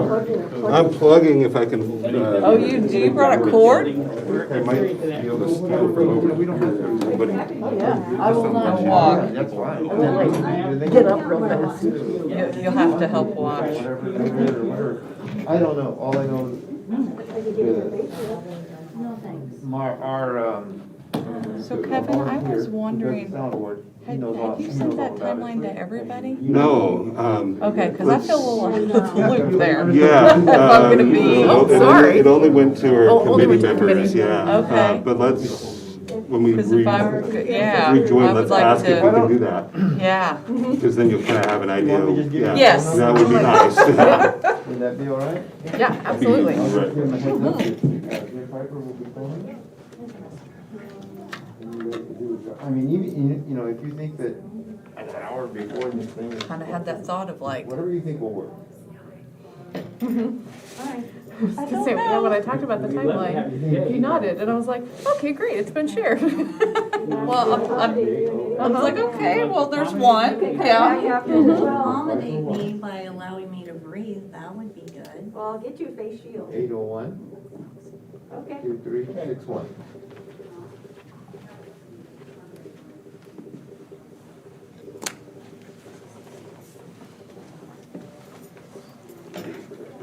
You're waiting too? We're all waiting. We're all waiting. I'm just like, just drinking lots of water now.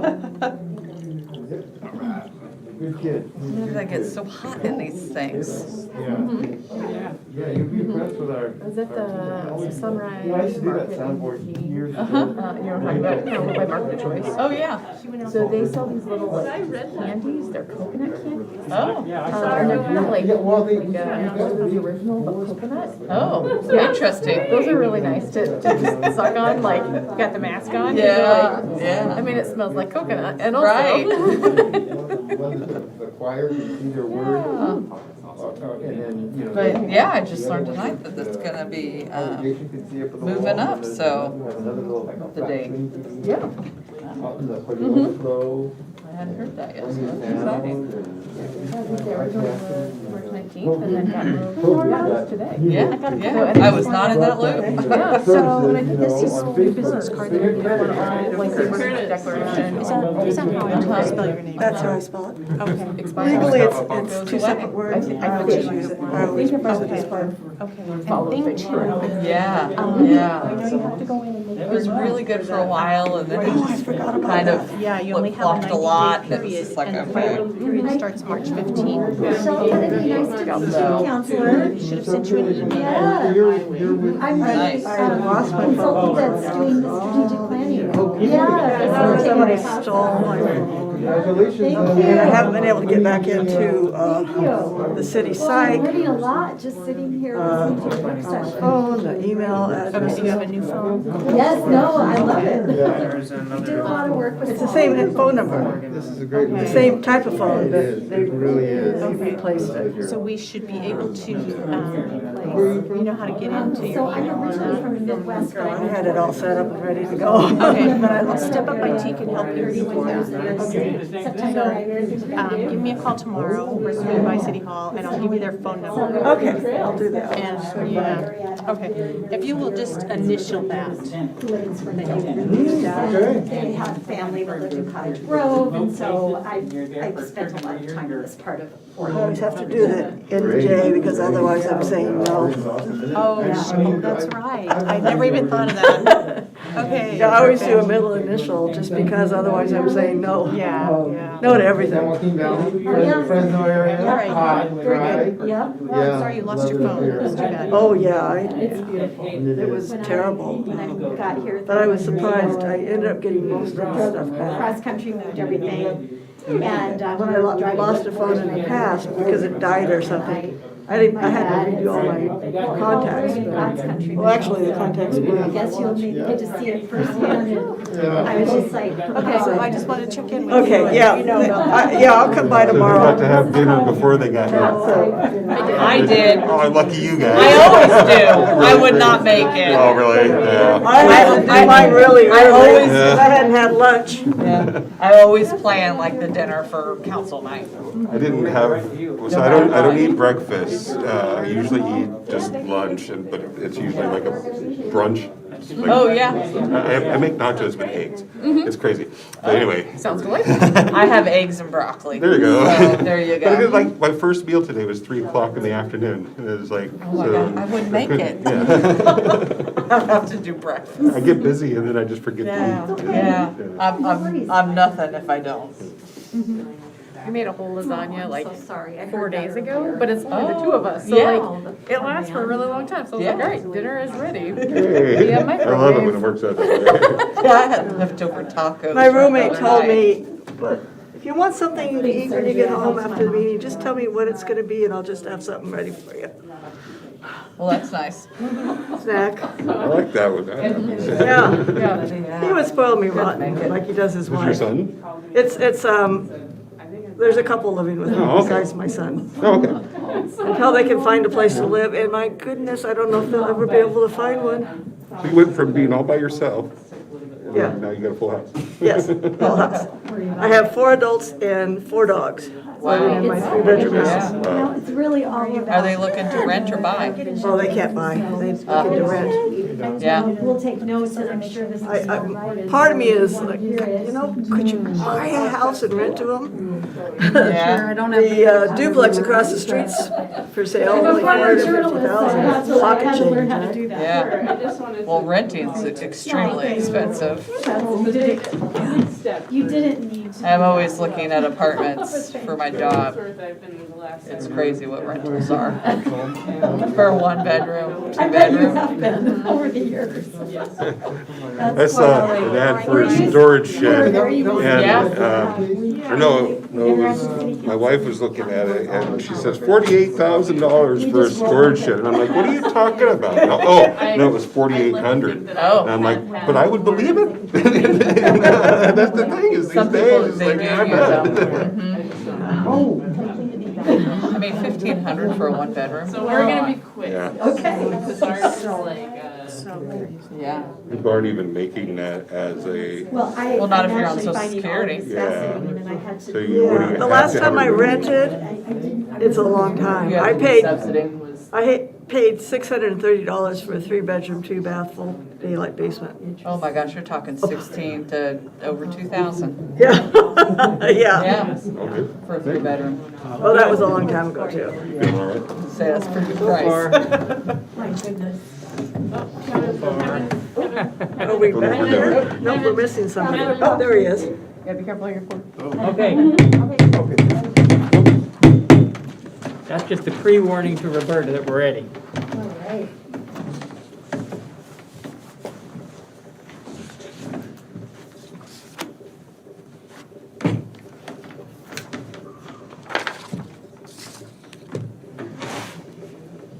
Okay, we are reconvening, and seeing no members from the Chamber of Commerce here to give us their activities and goals, I'll ask our city manager if he can get a hold of Bobby tomorrow, and we can reschedule for them. Yes? I'm sorry to interrupt, but Councilor Inman had a really good question as a follow-up from our previous discussion. I was wondering if we might be able to slip that in there before we go any further. No, we'll wait till the very end. Okay. Sure. So my question is I have not been involved in the committee meetings for the town hall meeting. And a timeline or some kind of information might be helpful if I'm to be there. Okay. So if I could, So she was wondering if the link to the online timeline could be shared with council prior to the meeting. If you give it to me, I'll send it out. That's a great idea. perfect. Well, that would really help me. Well, since we have now I agreed greatly on the appreciate it. the date and the agenda, I'm sure that can be done. Thank you. Okay? Thank you, Mayor. All right. So, if we can let Bobby know? Yes, Yes, you need to go. I need to go check something out. You need to take somebody with you? No. Okay. So now, we're gonna go to Maddie Phillips, removing barriers. Maddie and Curtis both? yes. So before Maddie begins, about 9 years ago, there was this kid at University of Oregon who was a rare person, rare literally, and that she was a part of a rare program. And we were in between people here at the city, but we'd been relying upon another agency to provide our planning services for a number of years. And we had this opportunity to hire a rare intern, and we did. And while the rare person was here, we hired an interim city manager, Larry Patterson, who had many, many years' experience as city manager, and they worked together. And at the end of his time here, he basically said to us, "Oh, City of Crestwell, you hire this gal or I'm gonna find her a job someplace else, and you're gonna wish you'd hired her. And Michelle Amberg, being the very wise manager she was, hired Maddie. But we are shortly to be losing Maddie. So quickly tell us where you're going, and then tell us, if you would, a highlight of your years in Crestwell. Thank you, Mayor, for a very wonderful and concise summary of my origin story in Crestwell. I have recently accepted a position working for the Department of Land Conservation and Development, which is the governing body for the state of Oregon that manages how cities implement the statewide land use planning framework. So when I come to you and talk about a goal related to housing or a goal related to transportation, those are statewide planning goals. And this is the organization that manages the compliance of those things, and hopefully also, on the flip side of that, inspires communities to have meaningful engagement with their populations to address those goals in ways that are unique to them. So you'll remember that many of our efforts are quite original in their approach to how we encourage development in certain directions to help what we believe to be our future planning needs. So I accepted a job that is called a Rural Transportation Equity Planner, which helps basically helps bring dollars from the transportation programs that you hear about at the state level, like Safe Routes to School and the Oregon Path Program and some of the funding streams through ODOT to small cities throughout the state. So it's a new job. It's a big job. It's definitely a dive into the deep end. But as maybe you alluded to, Mayor Stram, in your synopsis of my origin story here, I'm always looking for an opportunity to try something new and to build a program that others can learn from and replicate, and create some institutional knowledge around how planning can be really effective rather than planning that can just be to meet a state requirement. So I guess in light of that, one of my highlights, I can't say it was on any particular evening, but it's usually in a setting quite like this, where I come from a cohort of folks at the University of Oregon who all studied the same thing as me and ended up in different jobs at the county and at the cities of Eugene and Springfield and all over the country, really. But no one in my cohort that I know of has ever had members of the public approach them after a meeting and say, "Thank you. Thank you for doing what you do here. Thank you for speaking eloquently and encouraging the participation of the members of the city to engage in a process that would otherwise be totally foreign to them." And I would have to say that Crestwell over the last 8.5 years has shown me that there is a really great level of appreciation for the work that I do here. And I look forward to passing the baton on to my successor, Curtis Thomas, who I'll segue and introduce to you all now. Curtis is also a graduate of the Masters of Community and Regional Planning program at the University of Oregon. And he has a background in economics, and he does some really great work. He did give a couple presentations to our Planning Commission over the last few months that were spot on. And he even prepared some findings of fact, those documents that look at all of our planning requirements and determine whether or not a project has met all of the city codes and requirements. He did one of those all on his own, and all I had to do was do some copy editing and checking for some, key points, and I think he's ready. So one of the things that I really wanted to make sure of is that if I carried the football for this long, that I don't just drop the ball and let some other person try to find it and pick it up and figure out what to do. And I was very hopeful that I could find someone to kind of bring up behind me and learn all the intricacies of all the ways that I work with folks in the development community around here and otherwise. And I think he'll do a great job for the city of Crestwell. And I'd say thank you to the council now and past councils and past commissions that I've had the pleasure of being staff to. I couldn't have asked for a better learning experience over these last eight and a half years. And thanks to Michelle for taking a chance. Thank you, On someone like me. Thank you. I appreciate it. And with that, I'll kind of turn our attention to the matters at hand, because it can't all be sad stories and people leaving.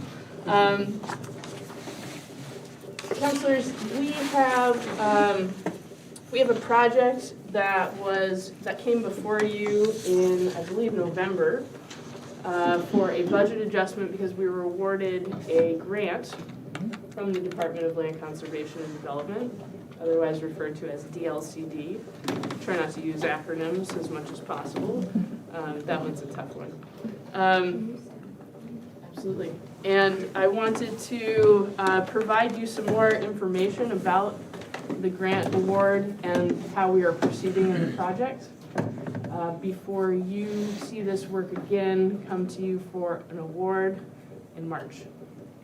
So to do that, I thought the best opportunity might be to explain to you what the project is. And to do that, I will ask Curtis to step up and provide us with a quick overview of our Removing Barriers to Housing Wetlands specific project. And I'll come kind of rejoin at the end of the presentation and share a little bit more and offer opportunity to answer questions.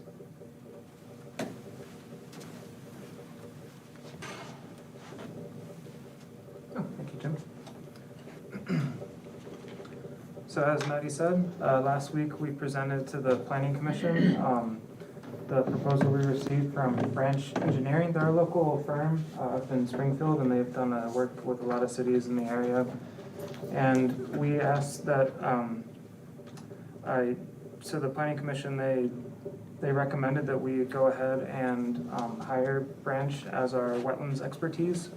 And our goal is to have sort of a technical committee, and this will include somebody on the Planning Commission, Ed Gunderson, Branch Engineering, and then some representatives with different state agencies. And our goal is to just understand how to develop with wetlands and kind of create a pathway for people who want to develop on their wetlands. And so to kind of take a step back, so we adopted a housing needs analysis 3 years ago that projected that Crestwell needed 849 more housing units. And in order to build more houses, you need vacant and partially vacant residential land. And so we took an inventory of all these parcels, and we found two barriers that prohibit more growth. And one of them is extension of sewer main lines, and that's part of a different project, but without sewer, you can't build a house, obviously. And then the other barrier that we identified were wetlands. And so right now, we have this safe harbor approach to our property with wetlands. And basically, that means that you can't build on it based on Crestwell's criteria, and you're up to kind of deal with the state agencies on your own. Like, you more or less have to figure it out yourself. And as you can imagine, that has led to very little success in those types of properties, those types of projects. And so we're hoping that we can hire this wetlands consultant, form this committee, and form some sort of plan in order to address these properties and kind of give these property owners a lift and a pathway to success. Or at least provide them with some sort of guidance. You can kind of see what we're hoping for. And so to kind of take a step back a little bit further, the Planning Commission, before I even presented last week or 2 weeks ago, they asked, so what's a wetland? And I kind of stumbled through a not very well prepared definition of it. But in the most basic terms, it is land that is wet. And in more and so if you listen to the Bill Nye special on it, and he said, oh, it's like a bog or a swamp, and he talked about the Florida Everglades, and wetlands are these really amazing facilities that provide flood control, water cleaning control. They provide habitat for special plants and really endangered, unique animals. And so I talked to my girlfriend about this project, and she's an environmental science student, and she said, it's like, well, there's a special type of soil that is in wetlands, and they're saturated with water, and so all the plants that are within wetlands are hydrophytes. And so if you kind of look at a wetland, all the plants are about this tall. The trees that are around creeks, you'll notice they're not as big as the big oaks that are in other parts of the region. And they're all over the place. We're in the middle of a river valley. There's wetlands like everywhere, and so it's a problem that's really specific to our region. There's wetlands on the coast, but there are different types. And in Cresswell, we documented that there's 100 plus, and so they're prevalent. And this, our last documentation of the wetlands in Cresswell was in 2011. And so part of this project is to look at those again and kind of revamp our study and say, okay, now let's put some barriers on these and provide some direction. And so like I said, we adopted a housing needs analysis that says we need 849 more units. And this, so the Department of Land Conservation and Development, they say, Cresswell, you gotta provide more houses. And we say, okay, well, what about these spots with wetlands? And then the Department of State Land says, no, you can't build there. And then we have our sewer connection, and DEQ says, no, you can't extend that either. So we have to kind of find something, because there's conflict between these state agencies. And we kind of, Maddie and I kind of came up with this plan, like, okay, well, let's do it ourselves. Let's figure this out. And so we're trying to find this Venn diagram in order to find a solution between these different factors that are they're against each other. And so the solution that we've come up with, and we've seen examples of this in the region, is this environmental, social, economic, and energy analysis.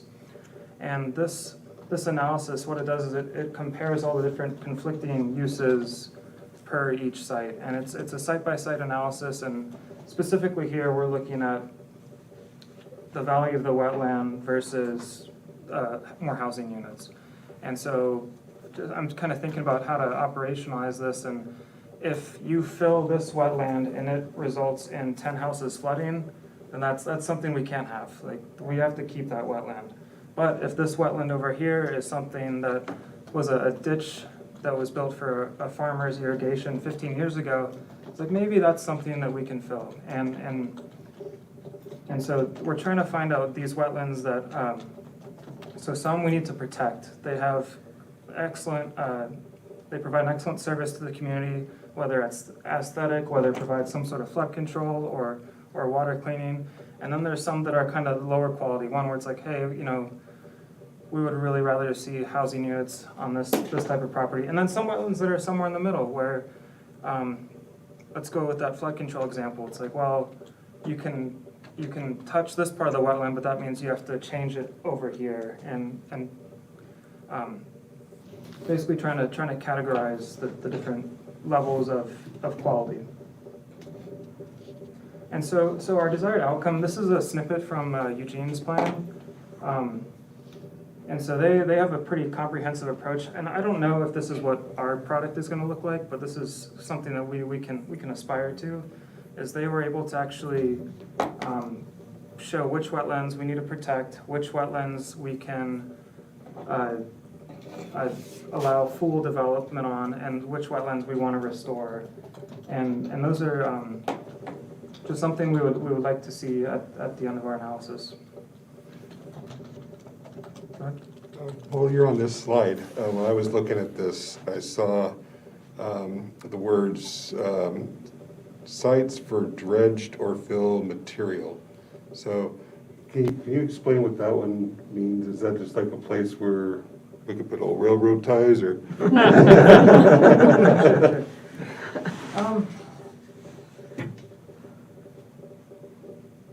So those are the wetlands that are the lowest quality. And so I talked about those conflicting uses. And so the conflicting uses might be housing, it might be a transportation, like it might be a road that is supposed to go through that site. Does that answer your question? I think so. It sounds to me like it's like you say, it's like disposal site is kind of one of those words like, what? So I wanted to ask about it, thanks. No, I mean, it can be anything, you know, it's our plan, we can make it whatever we want it to be. This is just kind of we thought the map was a nice visual to show what it might look like, and as we work through with the consultant, our end product might be a set of policy changes that end up in our development plan. And in theory, we could create a map, but we might not actually have a map. And I'm starting to kind of walk into the what-ifs of this project. And You'll be an expert by the time you're done. yes. And Councilor, to kind of touch on your question, the terminology is a little bit surprising, but it's very common for wetlands in places where developers would like to build housing or employment uses of any kind, that they would fill these places. And fill material often comes from a variety of sources. In fact, you'll see a lot of projects that have happened recently that have generated a lot of fill. And it's not so much, I guess, dredged material might be more likely on the coast. We would more likely have fill material that originates from other construction sites. So dirt, rocks. Correct. Things like that. In fact, you can see some examples right here or adjacent to town where properties have been filled in order to build or future build housing. And that's what I had in my mind. So it's like, yeah, okay, that's cool. But there are some really specific standards as to how fill can be placed, and it usually has to be placed with engineering supervision so that something can be built on top of it. Thank you. One of our planning commissioners asked the question, is there a size limit to a wetland? When I was thinking about it after the fact, it's kind of like saying, when does a hill become a mountain? When does a pond become a lake? It's not really well defined.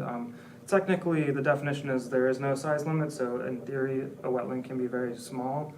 But that could be part of our process. Maybe in Cresswell, 20 cubic yards is our limit to where we call it a wetland. Those types of definitions are really helpful in a planning process when we're trying to help somebody navigate a plan.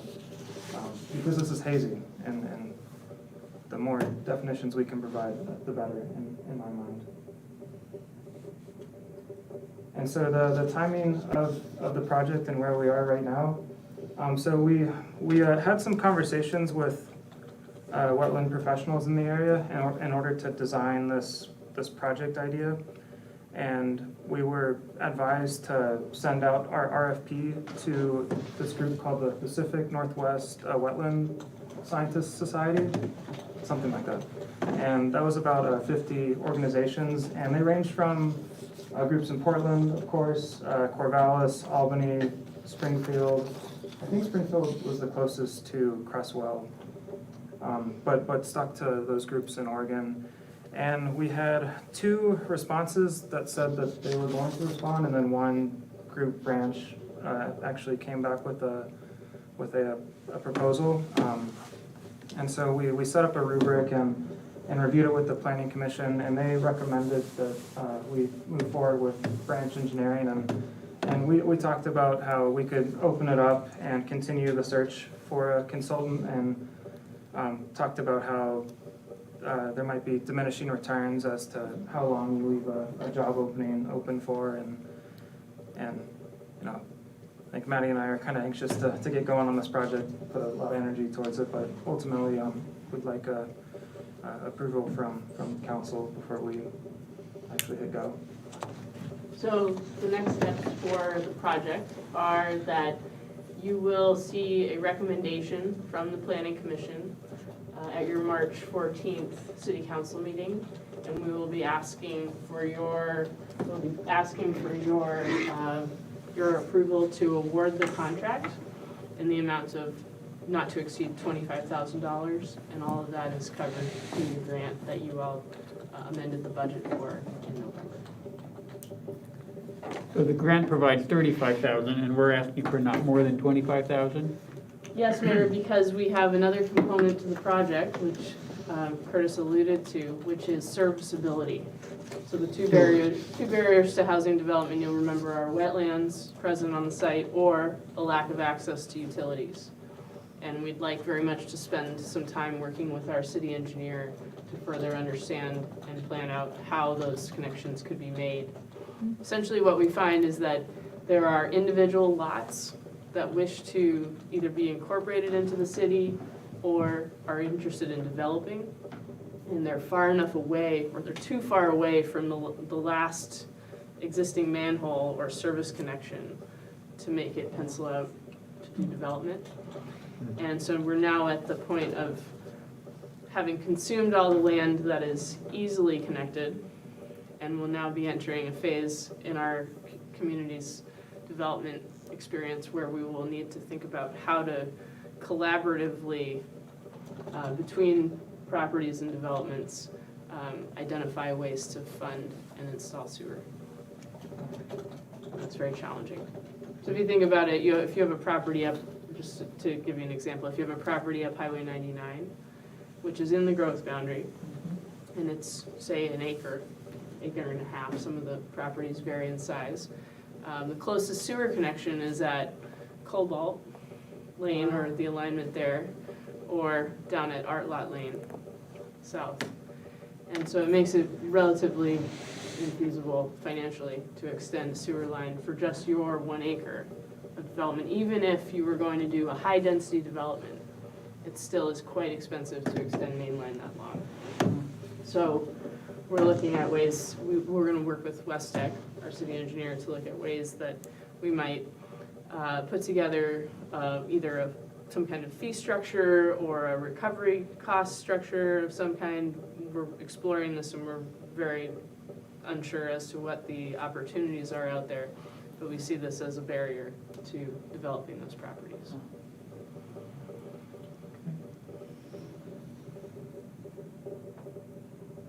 All right, so this will come to the council at the next council meeting. That's correct.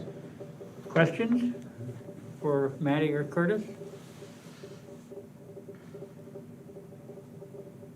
You'll hear a little bit more as we continue with the project. Curtis alluded to the fact that we will form an advisory committee that comprises a variety of individuals, including stakeholders, landowners, folks from the state level, at least one planning commissioner. If there is a counselor who is interested in joining that committee, we'd be happy to have one for the sake of continuity and carrying on information sharing. But we will check in with council regularly when we have some checkpoints or some milestones that allow us to share more information as we know it. And there will be a fairly robust set of tasks that staff will take on. So the award amount, Alonzo, actually, you provided or asked us a question at the budget amendment process, asking, is this enough? Can you accomplish this task? And the answer is yes, but there will be some work that staff does, including some outreach and some engagement activities that we really like doing as planning staff. And there'll be some policy development that we think we have a pretty good perspective on, and our friends or our potential awardee are technical experts. So they're likely to do our out in the on-site evaluation of these wetlands and working specifically at the science related to wetlands. A lot of what we do related to policy will probably be more of a staff role. Getting back to that theme of doing it our way. Okay. Good job. Thank you very much. Good work. Thank you. Good presentation there, Curtis. Just as an interlude, and my apologies, I have to take off. My husband is laid up on bed and isn't able to walk right now. I hate to break up the conversation, but like I said before, it's been a pleasure to work for you all, and I look forward to the next time our paths will cross, hopefully with some kind of transportation funding. Thank you. There you Pleasure go. was ours, thank you. Thank you, Maddie. I might see you tomorrow. Good night, everyone. Okay. On to discussion items. Ad hoc road committee. So you all got this, right? So the two names that rounded out on the back, committee members, we have the members of the Transportation Committee, Kevin, Shelley, and Tammy, plus residents Don Eric. Don has a long background working for ODOT, and he's a citizen. Kelly Coughlin, recently retired, owner of the Roundup Tavern.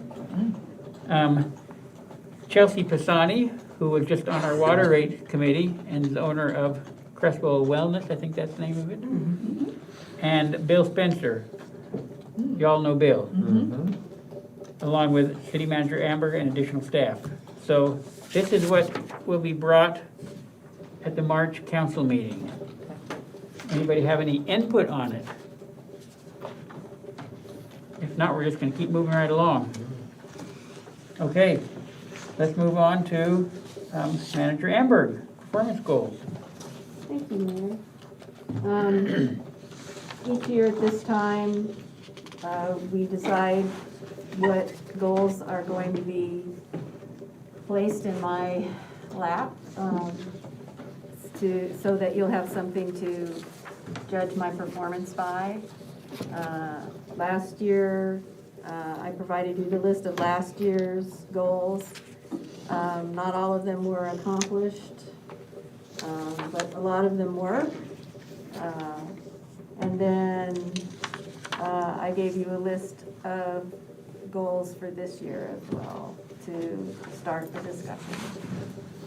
So this year's goals, I have Phase 1 development for park facilities at South 2nd Street Park, which would involve installing playground equipment, installing benches, probably some trees, and trying to get a splash pad in all before the end of 2022.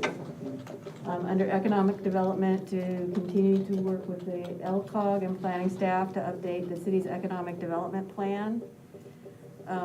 Purchase right-of-way access for the Bald Knob property, work with Rain, Oregon to assist Crestwell businesses, complete the community development block grant. I got an extra letter in there.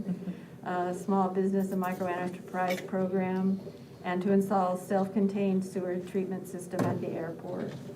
And then staffing needs and team building. Recognize staff for 15 and 20 years of employment with the city.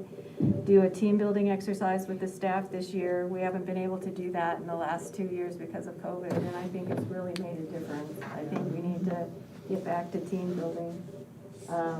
Have the end of the year holiday breakfast for staff, conduct staff evaluations. We will have some retirement of staff this year as well as new hires that we will be looking at.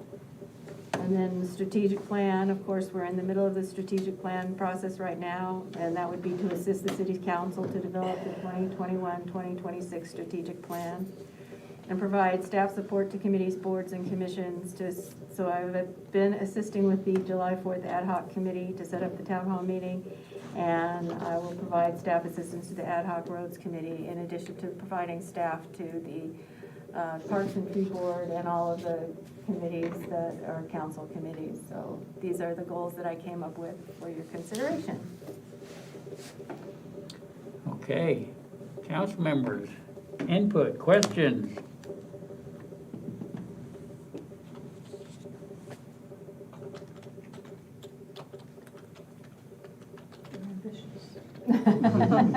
Misty? Not a question. It's not a question, but I'm glad to see one on there with the 2nd Street Park. I'm excited about that. Yeah, I'm excited about that too. It's going to be quite a project. Yeah. So can you tell us a little bit about splash pad? I've seen one in my life at a park in West Salem where my uncle lived. And I used to drive by it for years and years and years, and it just sat decaying. Oh, And just- that's I mean, sad. I'm sure there was a day when it went in that it was a popular thing, but for the 20 years I went to see my uncle, I never saw water in it, never saw kids in it, and I thought, now it's just a piece of cement they ought to rip out and put something in there. So what is a splash pad, and how will it be the thing to put in at South 2nd Street? Well, they're very popular nowadays, and what they are is they're a cement pad with a bunch of fun, kid-oriented water toys that splash, that spritz you, or splash you, or drown you, or dunk you. And this came about because a lot of people want a way to cool off in the summer. We get pretty hot Augusts, and we don't have a pool. We don't have a community pool. So this is a way that kids can have a lot of fun. Their parents can play with them. It's ADA accessible. It's something that kids can have their birthday parties at the park, and they can all play in the splash pad. It's just a bunch of spray equipment. We chose a woodland theme, so it will have hoops that splash water. It'll have things that squirt water, and it'll just be a lot of fun for kids to play in. And it'll be like playing in the sprinklers when you were a little kid, only on a bigger scale. Is it the kind of thing that goes on at a certain time of the day and just stays on all day and goes off at night, or how's it activated? No, there'll be a button there that they hit, and it'll turn it on. Okay, and then in the wintertime, it's manually turned off so that, okay. It'll be winterized just like the bathrooms are, so that we get the most use out of it. And then it will also have a play area that will be a companion play area we've already purchased. Well, we've already gone under contract to purchase the swing sets and the climbing jungle gyms and things like that for. So it's going to not just be a splash pad by itself. It'll be a real park with multi-modal fun.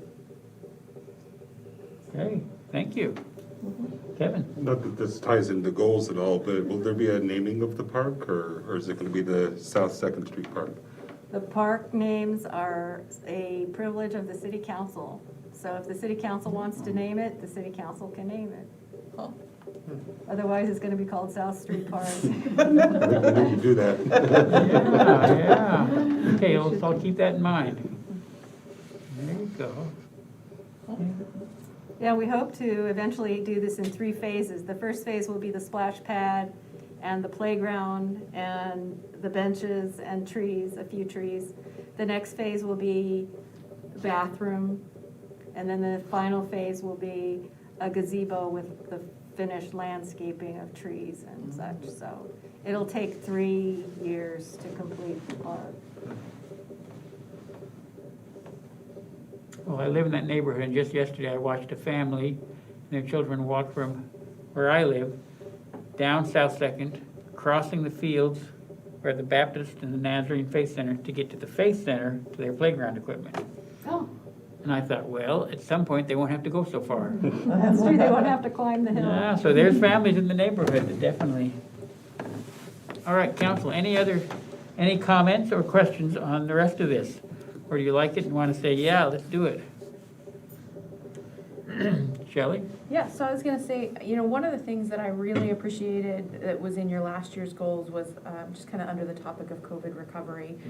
And I really, really appreciate this year that you've also talked a lot about staffing needs and team development and just really recognizing staff and just building that community again. And so I'm wondering if there is a piece of COVID recovery that also plays a role in that staffing, like that team development. And because the last 2 years have been exhausting for everyone. And I have to imagine that your team and you are part of that too. And so I'm wondering if there's a piece of COVID recovery that falls within that staffing needs and team building.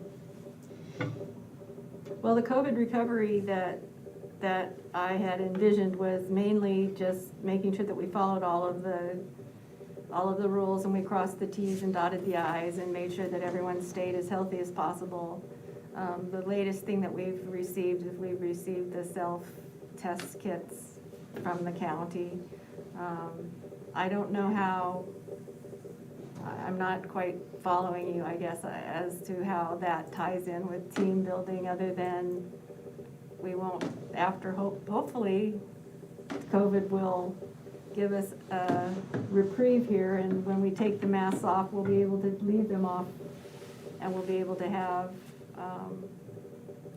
a team building activity. But maybe we need to have a team building activity regardless. We have been doing our holiday breakfast, socially distanced, and yeah, that's been interesting. We did 2 years ago, we had a catered breakfast. We bought breakfast and everybody had their own little lunch box, and we did it that way. This last year, we actually had everybody, we did our usual smorgasbord type of thing. So I'm not quite sure how to combine the two. That's a I mean, it's a really good question, and maybe it's just something that as I'm thinking through, what do we need, right, as a community to really be able to kind of move past COVID, right? Because there's not any aspect of our lives that have been unaffected by COVID, and I think the way that we come together as community, and whether that be work community or just seeing people on the street community. I mean, I guess I'm really excited to see the staffing needs and team building, that was a piece of it. And I guess I'm wondering if maybe there doesn't need to be, but maybe something specifically around just coming back together and feeling good being back together, and just some recognition. Mardi Gras? Yeah, but I'm thinking maybe just recognition for just the work that has gone, because we've all just been so impacted, is the best way of saying it, just recognition. Well, that's something to think about. But I wish I had here's a specific thing, right, that would be a great goal. I can give it some thought. I'll give it some thought. So I thought about under 4, maybe adding the airport, because those are kind of the two big picture visions that we worked on in the past, with our city strategic plan and the plan for the airport. And hearing tonight that it expires this year, that you could change number 4 to strategic planning and put A, city council strategic plan, city strategic plan, and B, airport. And I don't know whether that needs to be a reviewing and an updating, or whether it needs to be a creation of a new one. I don't really know. But if 2022 was the end line, I think we ought to put that on your plate and say that's another thing for you to be thinking about. Okay. How to do that. Okay. Anybody else have something they're thinking? Kevin? Let's throw in real quick, because, I was looking at all the stuff that was on last year's, and it was just like like you said, the stuff that couldn't get to because of different things, but it's so much that you did do. So then when you carry that over into what's going on next year, I can't think of, let's just put it this way. If I were coming up with other goals, it would be just for the purpose of coming up with other goals, and I don't want to do that. This looks like a full plate to me for this year. So, I was gonna say that your draft list was really good.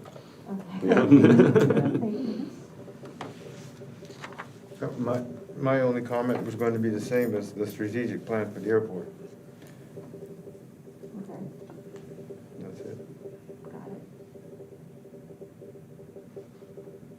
Okay, Council, are you good with this? Yes. So then this will be the basis for our evaluation later on this year. Okay. So do we need another short break, or are we good to jump right into strategic plan kickoff? Let's just say that if you need a break during the presentation, just feel free to hop up and make a run for it, okay? So I'm going to introduce Michelle, and I forget your last name. Kennedy. Kennedy. Thank you, Michelle. Yeah, good evening. It's great to be with you here in person. I've got my colleague, Sandra Hathaway, who is joining us virtually. We are excited to be able to kick off this strategic planning with you. As Michelle mentioned earlier, we have already been underway. We've actually made quite a bit of progress so far. Sandra, can we see you? There she is. Hi, Sandra. All right. So we have a slide deck to support our conversation, and I'd like to get going with that if we can. So, Jim, where will they see Sandra back there? And yes, I was hoping for that. Yippee! Jim's a wizard. So this is our brief agenda. We're going to make some introductions. We want you to know a little bit about us. Sandra and I will be the key people on this process, although there are a couple of other team members who are part of this. We want you to know a little bit about our firm, how we approach this work, and who we are and how much it matters to us. So we'll be providing a little overview about our company, and then we'll walk you through our process and what we're going to be producing. And it's not just the plan, actually, that we produce. That's the most important thing, but there's some pieces that we do in preparation for the ultimate product. And then we want to talk about, take a little bit of time to talk about how we think we can make your plan a little different this next time. I know that you've had a good plan, but our objective with our clients is to say, how do we take it to the next level? Each time you do your plan, let's make a little bit of an incremental improvement. And so that's what we're hoping for. And then we're going to do some open discussion with you. And we thought we'd use the opportunity with you tonight to do a little bit of early visioning work. So you're going to have another bite at that apple further down in the process. But it's nice to kind of prime the pump, right? To get some excitement going. And so we wanted to use a little bit of our time with you this evening to do that. So, any questions before we push through the agenda? All right. So this is our team. You probably won't see a lot of Seth Hedstrom. So Seth is a principal in our company. Seth leads our entire local government practice group, which is a large practice group in our firm that focuses only on serving local governments. And we serve every aspect of local government, county, special districts, cities. So Seth's job is to make sure that we deliver quality work to you. So he's like there looking over my shoulder as the project manager. He's reviewing all of the deliverables that we do. He's the guy that's preparing the invoices. So if you have a complaint about the invoice, Michelle, you go to Seth. But he's the person that is really overseeing the quality of all of this. My job as the project manager is to make sure the project runs well and that we have it resourced with these two amazing people that I get to work with every day, Sandra Hathaway and Charlene Kirangozi. And also bring what is really 25 years of strategic planning experience to the table in public sector. A lot of that work done at the local level, although some of it at the state level too. In fact, I've done some work for the agency that Maddie is going to. And I actually come from my background, once I got to Oregon from the Midwest 31 years ago, I started with the state system of higher education as their communications director, and then I went to work for the state of Oregon, working in a couple of different policy areas, including healthcare reform, when we were doing that first in the nation. So I've had a fun journey here in Oregon, and strategic planning, though, is really my passion, and I love it, and I love doing this work with elected officials. So I'll be co-facilitating the process with Sandra. I'm going to stop there, and Sandra's going to introduce herself, talk a little bit about Charlene, and talk a little bit about our firm. Oh, Sandra, I think you're on mute.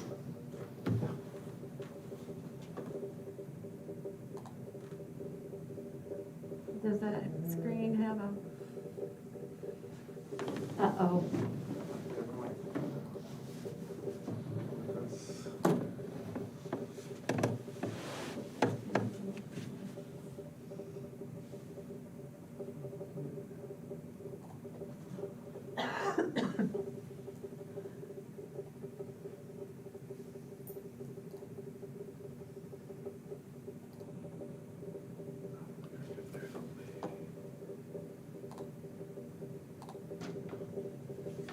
We're troubleshooting it, Sandra.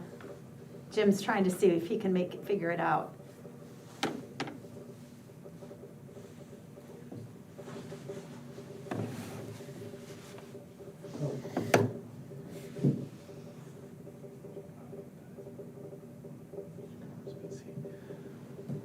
All right, let's try that. I was thinking, should I keep talking? Yay, we gotcha. Good evening, everyone. I hope I can join you in person next time and we won't have that same kind of issue, but tonight I am calling in from Dallas, Texas, and I really appreciate Michelle's lovely introduction. I've been working with her for about 1.5 years at Barry Dunn, and I'm very pleased to be the co-facilitator on your strategic planning journey.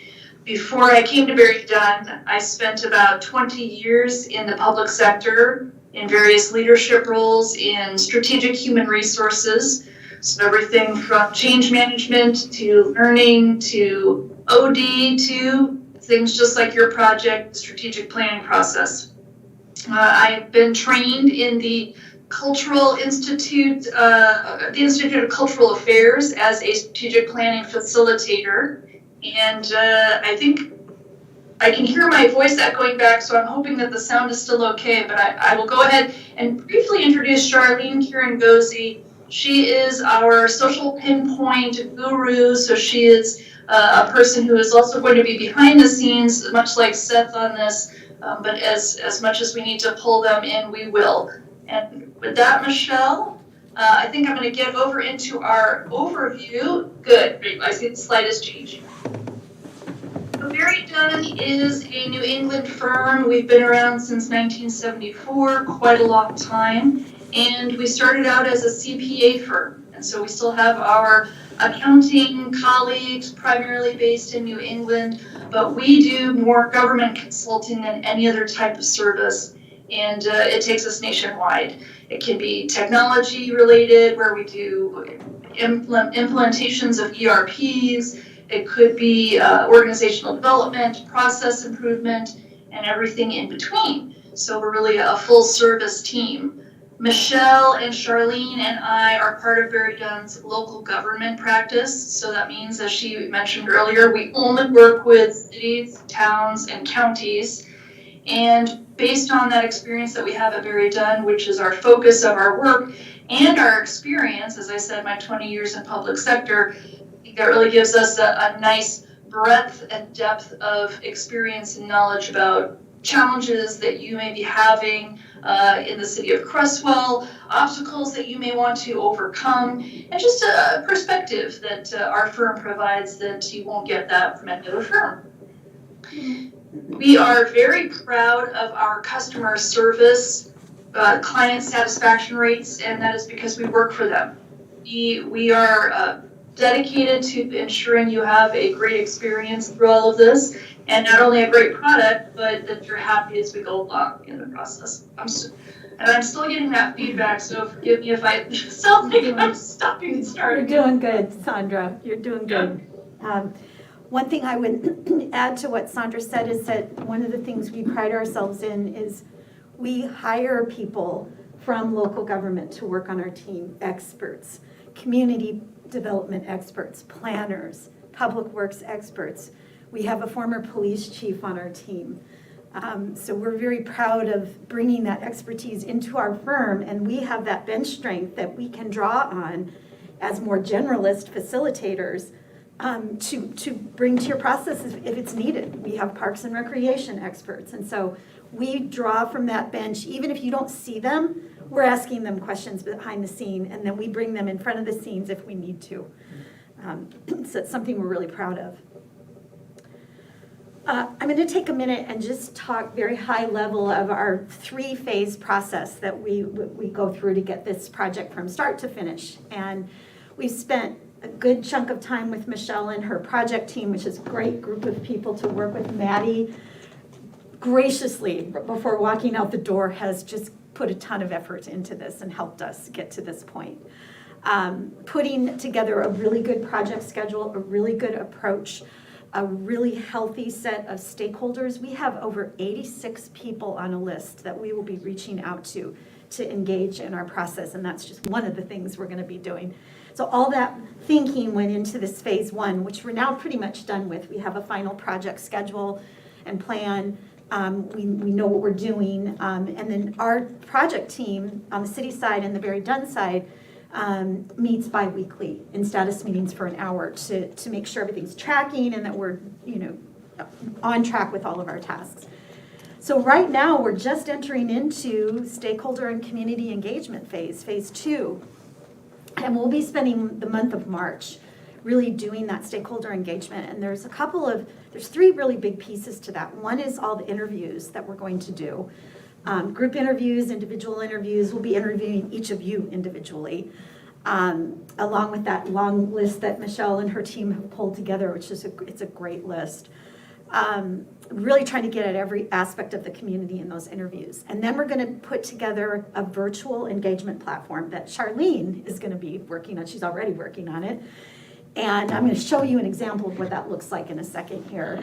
And then we're going to be holding community visioning forums where we'll have an opportunity to be virtual, and we'll probably do at least one in person members in a visioning exercise that we'll guide them through. So those are going to be our three big ways of getting this community and stakeholder input.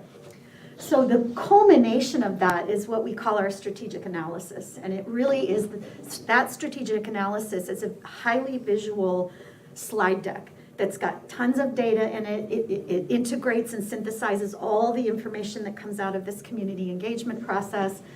And we present that to you as the City Council at the beginning of plan development. So it provides the context for you to start thinking about your future and setting the priorities for city government and the community. So that's the product that we will produce at the end of that. That will be the start of phase 3, which is plan development.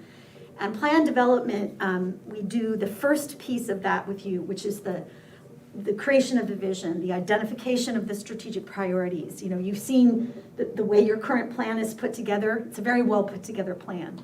And we're gonna help you to reimagine. And there may be a few things that carry forward. We don't know yet. But so we will begin that process with you, and then once we get the strategy from the council, typically what we do is we work with department leadership, we will work with staff leadership in the city to develop very specific objectives and actions that allow you, so they help with that, and then they help with the creation of performance metrics, and those are all things that you have in your current plan.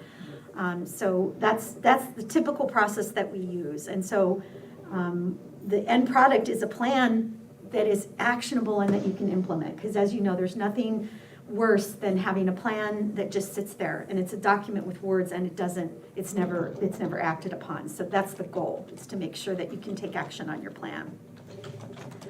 So here's an example. This is a small community in Georgia that we did a strategic plan for not too long ago. And their plan is finished, but this is the landing page for what's called Social Pinpoint. Social Pinpoint is this really cool virtual engagement platform that we were able to utilize during the pandemic that allowed us to do community engagement work when we couldn't do it in person. Now we're doing a hybrid, right? Which is great, but this has really served us well. And so where this is its own platform, and yet the link to it would live on your website. So your homepage would have a link prominently displayed to this, and that's how people would get there. And then you also promote this, through every single avenue that you have available. And so this is the landing page, and what you see there is a description. We're embarking on a 5-year strategic plan. Here's our community forums that we're going to have. The dates are published there. You can click on those links, those hypertext links, and join in on the conversation on those dates. And then there are these 3 what we call widgets. One is where you can take a survey, right? So we're building a survey right now that will be asking the community a lot of different questions. It ends up being somewhere between 10 and 15 questions. Keep it manageable so people will take it. So there's a survey option there. Then there's something called an ideas wall, which I'll show you another slide in a second there. And that's just like a set of categories that you can choose between to share ideas. And then the last one is an open space. It's 500 characters for you to say whatever you want about your dream for Creswell and what you want it to be. And so those are the 3 kind of ways in which this is interactive.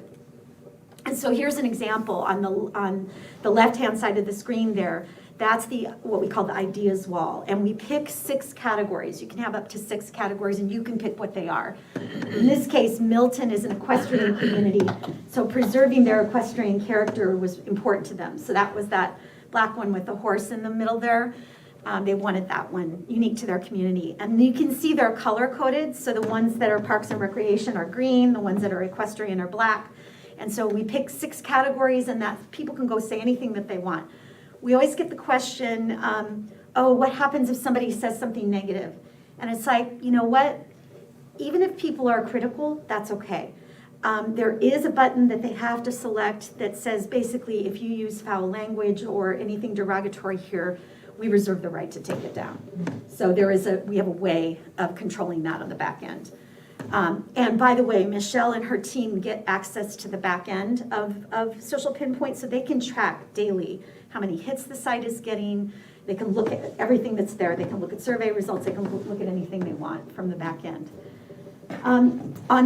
There's just an example there of the survey. So that was one survey question. And then there's that envision the future open kind of forum thing that I mentioned before.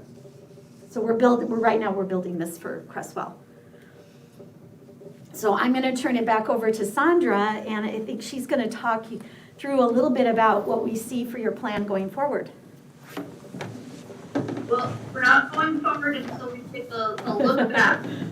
So 5 years ago, Cresswell was envisioned as a friendly and safe small town. I see that we have recognition of rural roots. And as I read your vision statement, the future really centers around resident involvement. And in all of the discussion that I've heard today in your council meeting, I can see how important that involvement of stakeholders is to you.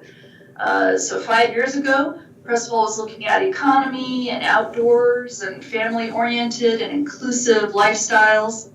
And I don't know that very much has changed, but as Michelle said, we're going to be building on this very strong foundation moving forward. On our next slide, we should have the goals showing up. And again, a very proactive way of approaching strategic planning. Cresswell identified 5 different goals in support of moving toward this vision. So these goals were also clarified. You'll see accountable government, economic development, safety and preparedness, quality of life, and community engagement. Again, a very consistent theme with all the things that I've heard you discussing here tonight and your dedication to the residents and stakeholders of your community. So then I think, all right, after we take a look back, let's think about moving forward. And the North Star is an anchor in the sky that helps individuals, regardless of where they start, get to the right and the same destination. So everybody moving together toward that destination. And Mayor and Council, the process that we're beginning this evening is going to help direct Cresswell to a future. And the vision will orient residents, visitors, businesses, team members. I heard you talking about the people who work for the city as well. We want to orient all of these people toward the city's North Star. And the city's strategic priorities are also going to be a compass. So we'll have our North Star. We're also going to have a compass. And the process is going to represent Cresswell far and wide. So we have youth represented, we have businesses represented, all of these stakeholder interviews that Michelle alluded to. And the final plan will be the union of all of those perspectives. It's pretty exciting.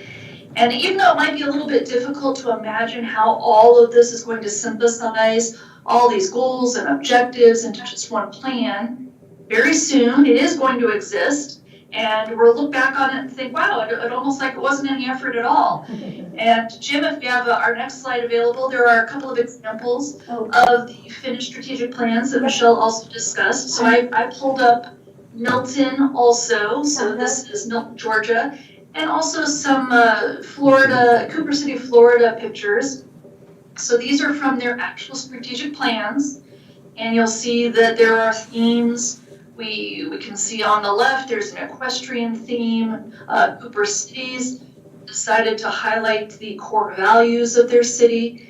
And yours too is going to incorporate the essence of Crestwell, so that in the future, any resident, any business owner, any visitor passing through will immediately know when they pick up the strategic plan what's important to Crestwell and how Crestwell intends to get there.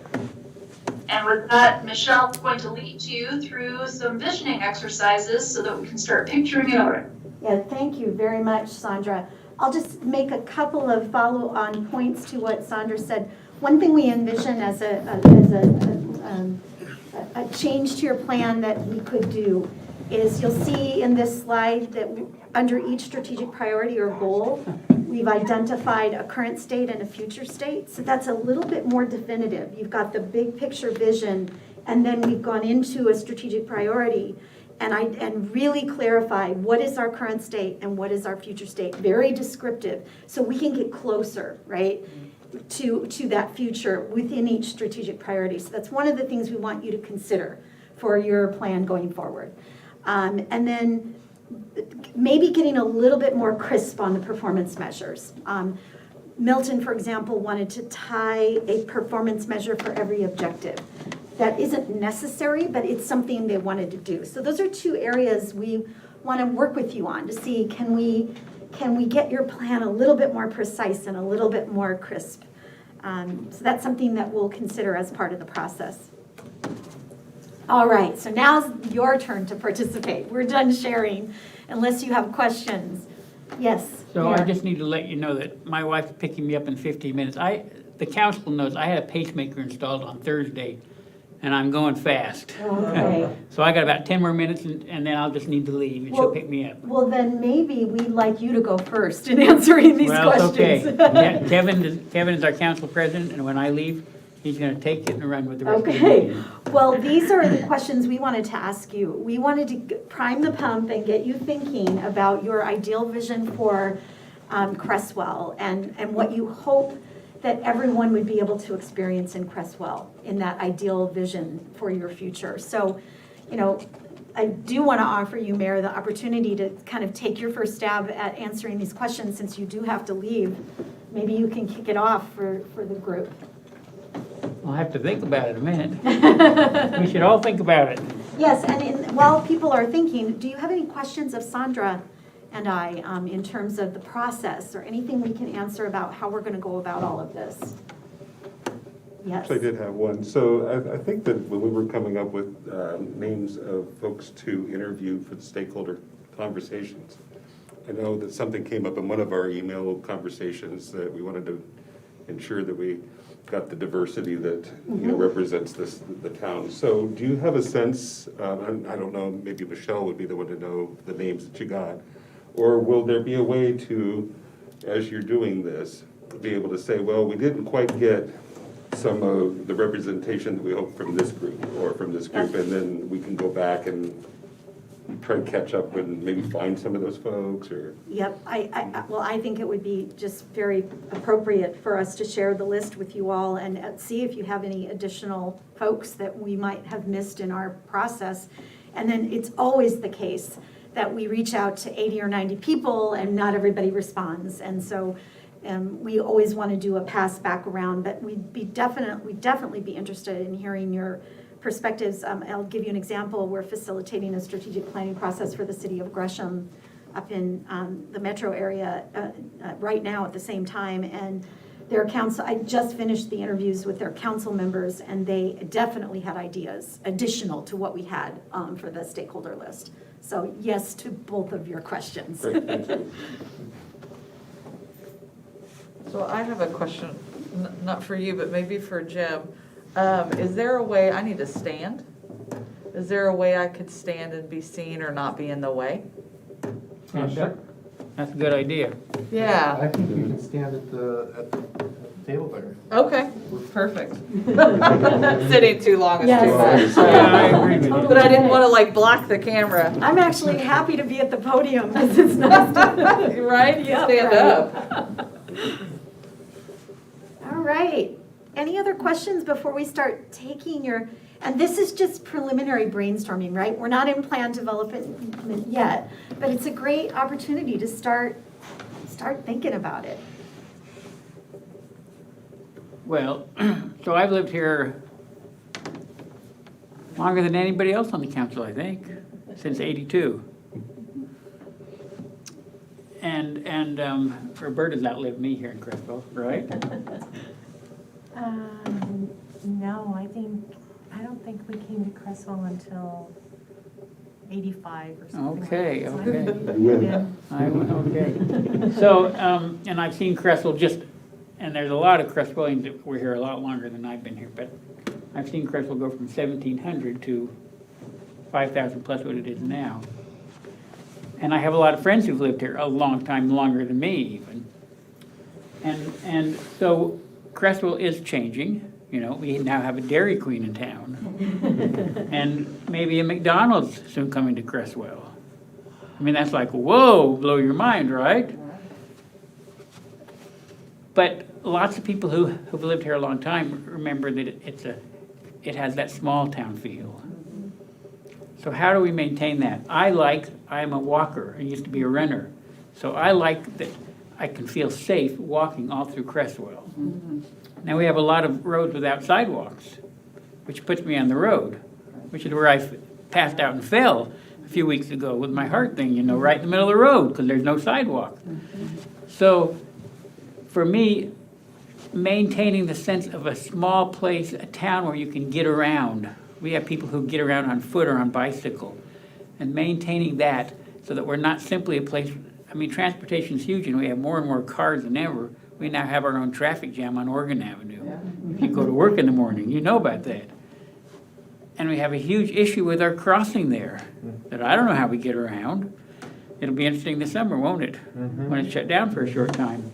So how do we maintain a place where we can traverse on feet, on bike, in car, feel safe, get through the city, enjoy that? You know, I have always said to my friends, one thing I like about Creswell is I can go a mile any direction from my house and I'm in the country. I like that. I think we provide really good city services. Our water and sewer really has been really good through the years. But as you all know, there's a lot of work we still have to do to maintain it, and that's going to be huge. So what would I like to see 5 years from now? I'd like us to see us, you know, courageously taking the steps we need to make sure that our roads and our water and our sewer is prepared long after I'm passed away from this earth. And you are still here and you have maybe grandkids here. Those critical infrastructure needs, and Creswell has them and we have limited funding. So, you know, strategic planning, courageous decision-making. Councils before us made decisions on water and sewer that were very costly and brought a ton of negative feedback upon the council. But we are where we are because they made those decisions. So, and people live in Creswell, as we've experienced. Most people live in Creswell today not because they work here or want to work here, but because they want to live here and work elsewhere. I mean, how many of you work elsewhere, but you don't want to live in the elsewhere? Right. I'd say that's true of almost everybody on our council. You know? So maintaining a place where people want to live and raise their family and know that it's only 15 minutes to their job, but they don't want to live in the other communities. Well, and I would say too, it would be great to work in Creswell. It just is not there. Yeah, so I think that So, the whole Bald Knob development and other things, what can we do to really create the industry here? And that will bring growth. And then you get into the tension of how do you keep this. right, that balance of the small town. Yeah. That's the balancing act that many smaller communities are going through right now as we go through this great transition in how work is being done. What you see in our firm is a huge number of what we are not calling remote employees anymore because that just sounds bad, right? But employees who live all over the country. And we have a workforce that lives all over the country and can live, people can live where they want to and still have this really rewarding job that they can do from anywhere. And so small towns are becoming premium places for people to locate because of the other values they get to build into their life because they can work from home. So, other thoughts, other vision ideas that you have that you want to share? Yes? I would say that along the lines of my previous question about the diversity is also how we create a sense of belonging and inclusiveness.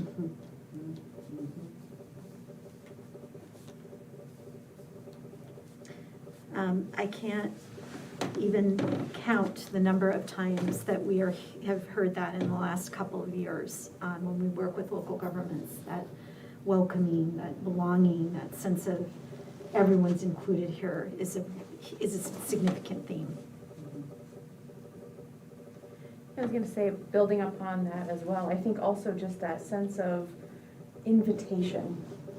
That invitation to be here, whether that be as a human, just coming here, whether that be someone who is making the decision to live here, whether that be a decision of a business owner to bring their business here to help grow the economy.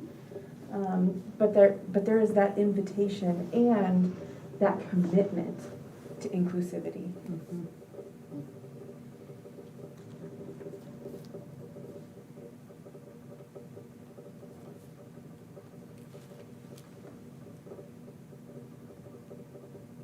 And inherent in this question is not only what you want to see different, Mayor, you talked about some things you wanted to retain.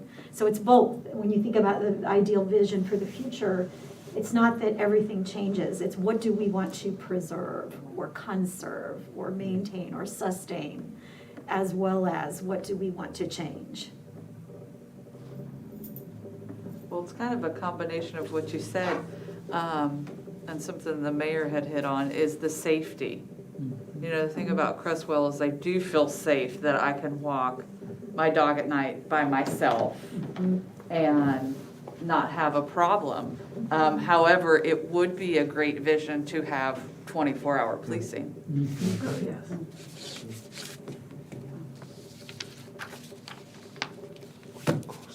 As a small community, you contract for that, right? Correct. Yep. Thoughts?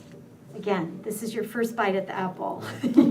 We'll have plenty more of this to do, and I think getting the strategic analysis, I think it's going to be really helpful because you're going to hear all the community input from all those different perspectives, and you're also going to see some of the analysis that we do because we'll go slice and dice the current census data, and we'll pull in, facts from the county that might be helpful, just to give you a really good picture of where do things stand right now.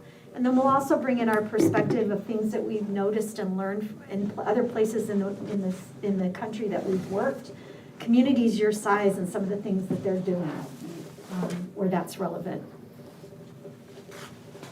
Yes, go ahead. I'll throw on another, it was brought up, I think, by our previous mayor, actually, the idea of beautification or, and I don't know, that's probably more like a how, and maybe the goal would be to have something that's welcoming, visually appealing, and attractive, and stuff like that, so.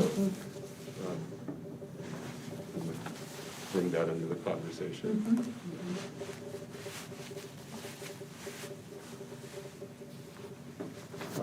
I'll throw in a thought. It's, in just conversation with folks and friends, and what's important to me too is that we all would like to see a few more places to work, a few more places to eat, no empty buildings, but there's always a strong emphasis. No one wants to lose that small town feel. That is so important to everyone.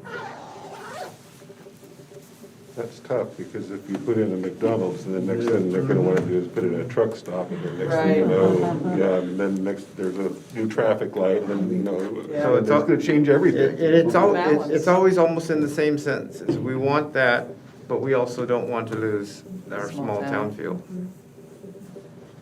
Yeah, I mean, part of the trick in that is to, how do you grow, you know, local establishments, local restaurants, so that you can deny the McDonald's Yeah, if you exactly, choose yes. to. Yes. That's the tricky part. Good night, Mayor. Good night, all. Good night. I feel like I have a lot of infrastructure on the brain as of recently. But I think that because right now there's not a lot of kind of economic opportunities, the job opportunities here in Crestwell, and most folks go outside.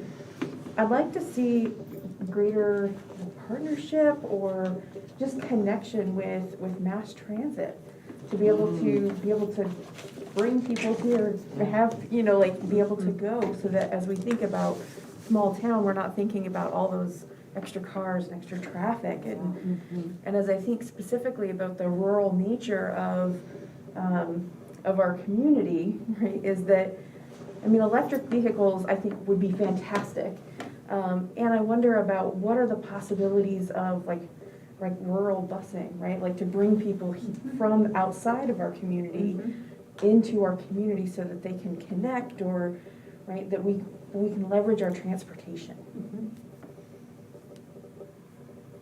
And also electric vehicles are great. I suppose if we're hoping that Let's do more that people too. actually come to Crestwell to work, if that's a goal, then Right. that would be a side goal, that we'd have to make sure they have a way to get in and out, and, you know, good bus schedules and all that Right. stuff, so. Yeah. Yeah, I mean, I think about our current structure is that we've got kind of 3 bus stops. Yes. And if you miss the bus, I mean, it's a You're while. Yeah, you're right. And it's a long walk to Eugene. Yeah, exactly. So, anyway, so I've been thinking a lot about infrastructure and helping do mass transit and. Yeah. Yes, go ahead. I'll answer the last question. I hope everyone who comes here experiences our tagline, "The Friendly City."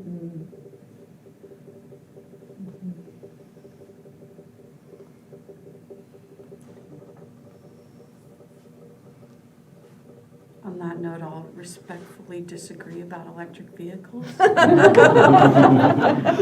Because it takes fossil fuel to charge them. You can charge them with solar, Councillor Clark. I'm on your team there. Well, it was kind of you brought it up with the electric cars, but like greenness. You know, your eco, you know, the whole thing about climate change. And I don't know what that would look like, but, you know, yeah. There's a concept that we can bring forward from a client that we're working with in Florida, that's in a rural part of Florida outside of the larger city. And they're toying with the idea of eco-agrarianism in their strategic plan, and it's got some really interesting components to it. So we're gonna be getting done with their plan at the end of March, which is about the time that we embark on plan development with you. So we'll definitely bring some of that forward.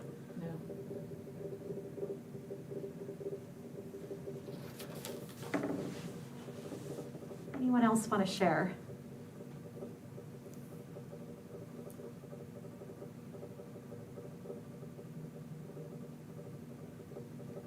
Any thoughts, Norma? You've lived in a couple of different small communities. Haven't you? Yeah, I didn't get involved in my city when I lived in Clatskanie. And when I came here, I wanted to do that. So I came to a meeting that Michelle was part of about the parks, and that really drew me into being part of it. And I would like to encourage more people to get involved and realize it's not a chore, but it's a joy. It's something you can do that's fun, and you can help your city at the same time. perhaps more meetings along the line of the park to see what people want in the city as well. I mean, that probably took a lot more work for Michelle than I could even imagine to pull that together.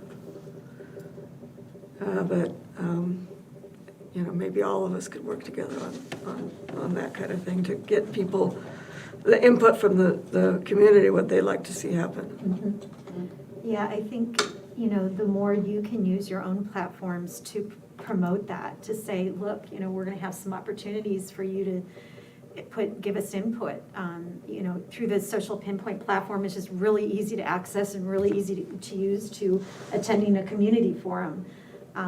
You know, having you as council members work within your, you know, your walks of life to promote those things would be really good. You know, that works to your advantage being a small community because word travels fast. And you can sometimes get greater involvement in a small community than you can a medium-sized or large community on a project like this, so.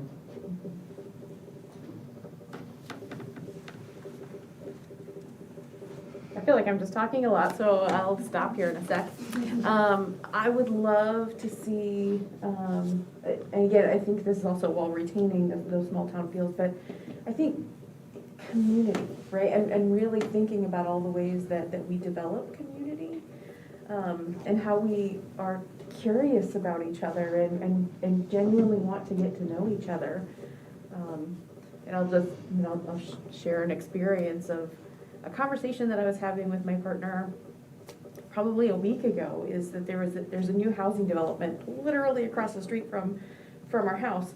And I was like, you know what, they've lived there for 3 weeks and I haven't welcomed them yet. I haven't baked them some cookies or just come over to say hi and, you know, just get to know people. And I was like, gosh, what an opportunity I've missed, right, in the 3 weeks. And what he shared back with me is he's like, I wouldn't have ever even thought about doing that, right? That wouldn't even have occurred to me, right? Because I like the cookies for me, right? And so I was like, well, let's work on that, right? Like let's work on getting to know our neighbors. And so I would hope that our community actually comes together as community and they're curious about each other and they genuinely want to get to know each other. Yeah. There are things that you can do to support that. So we'll explore those as part of this process.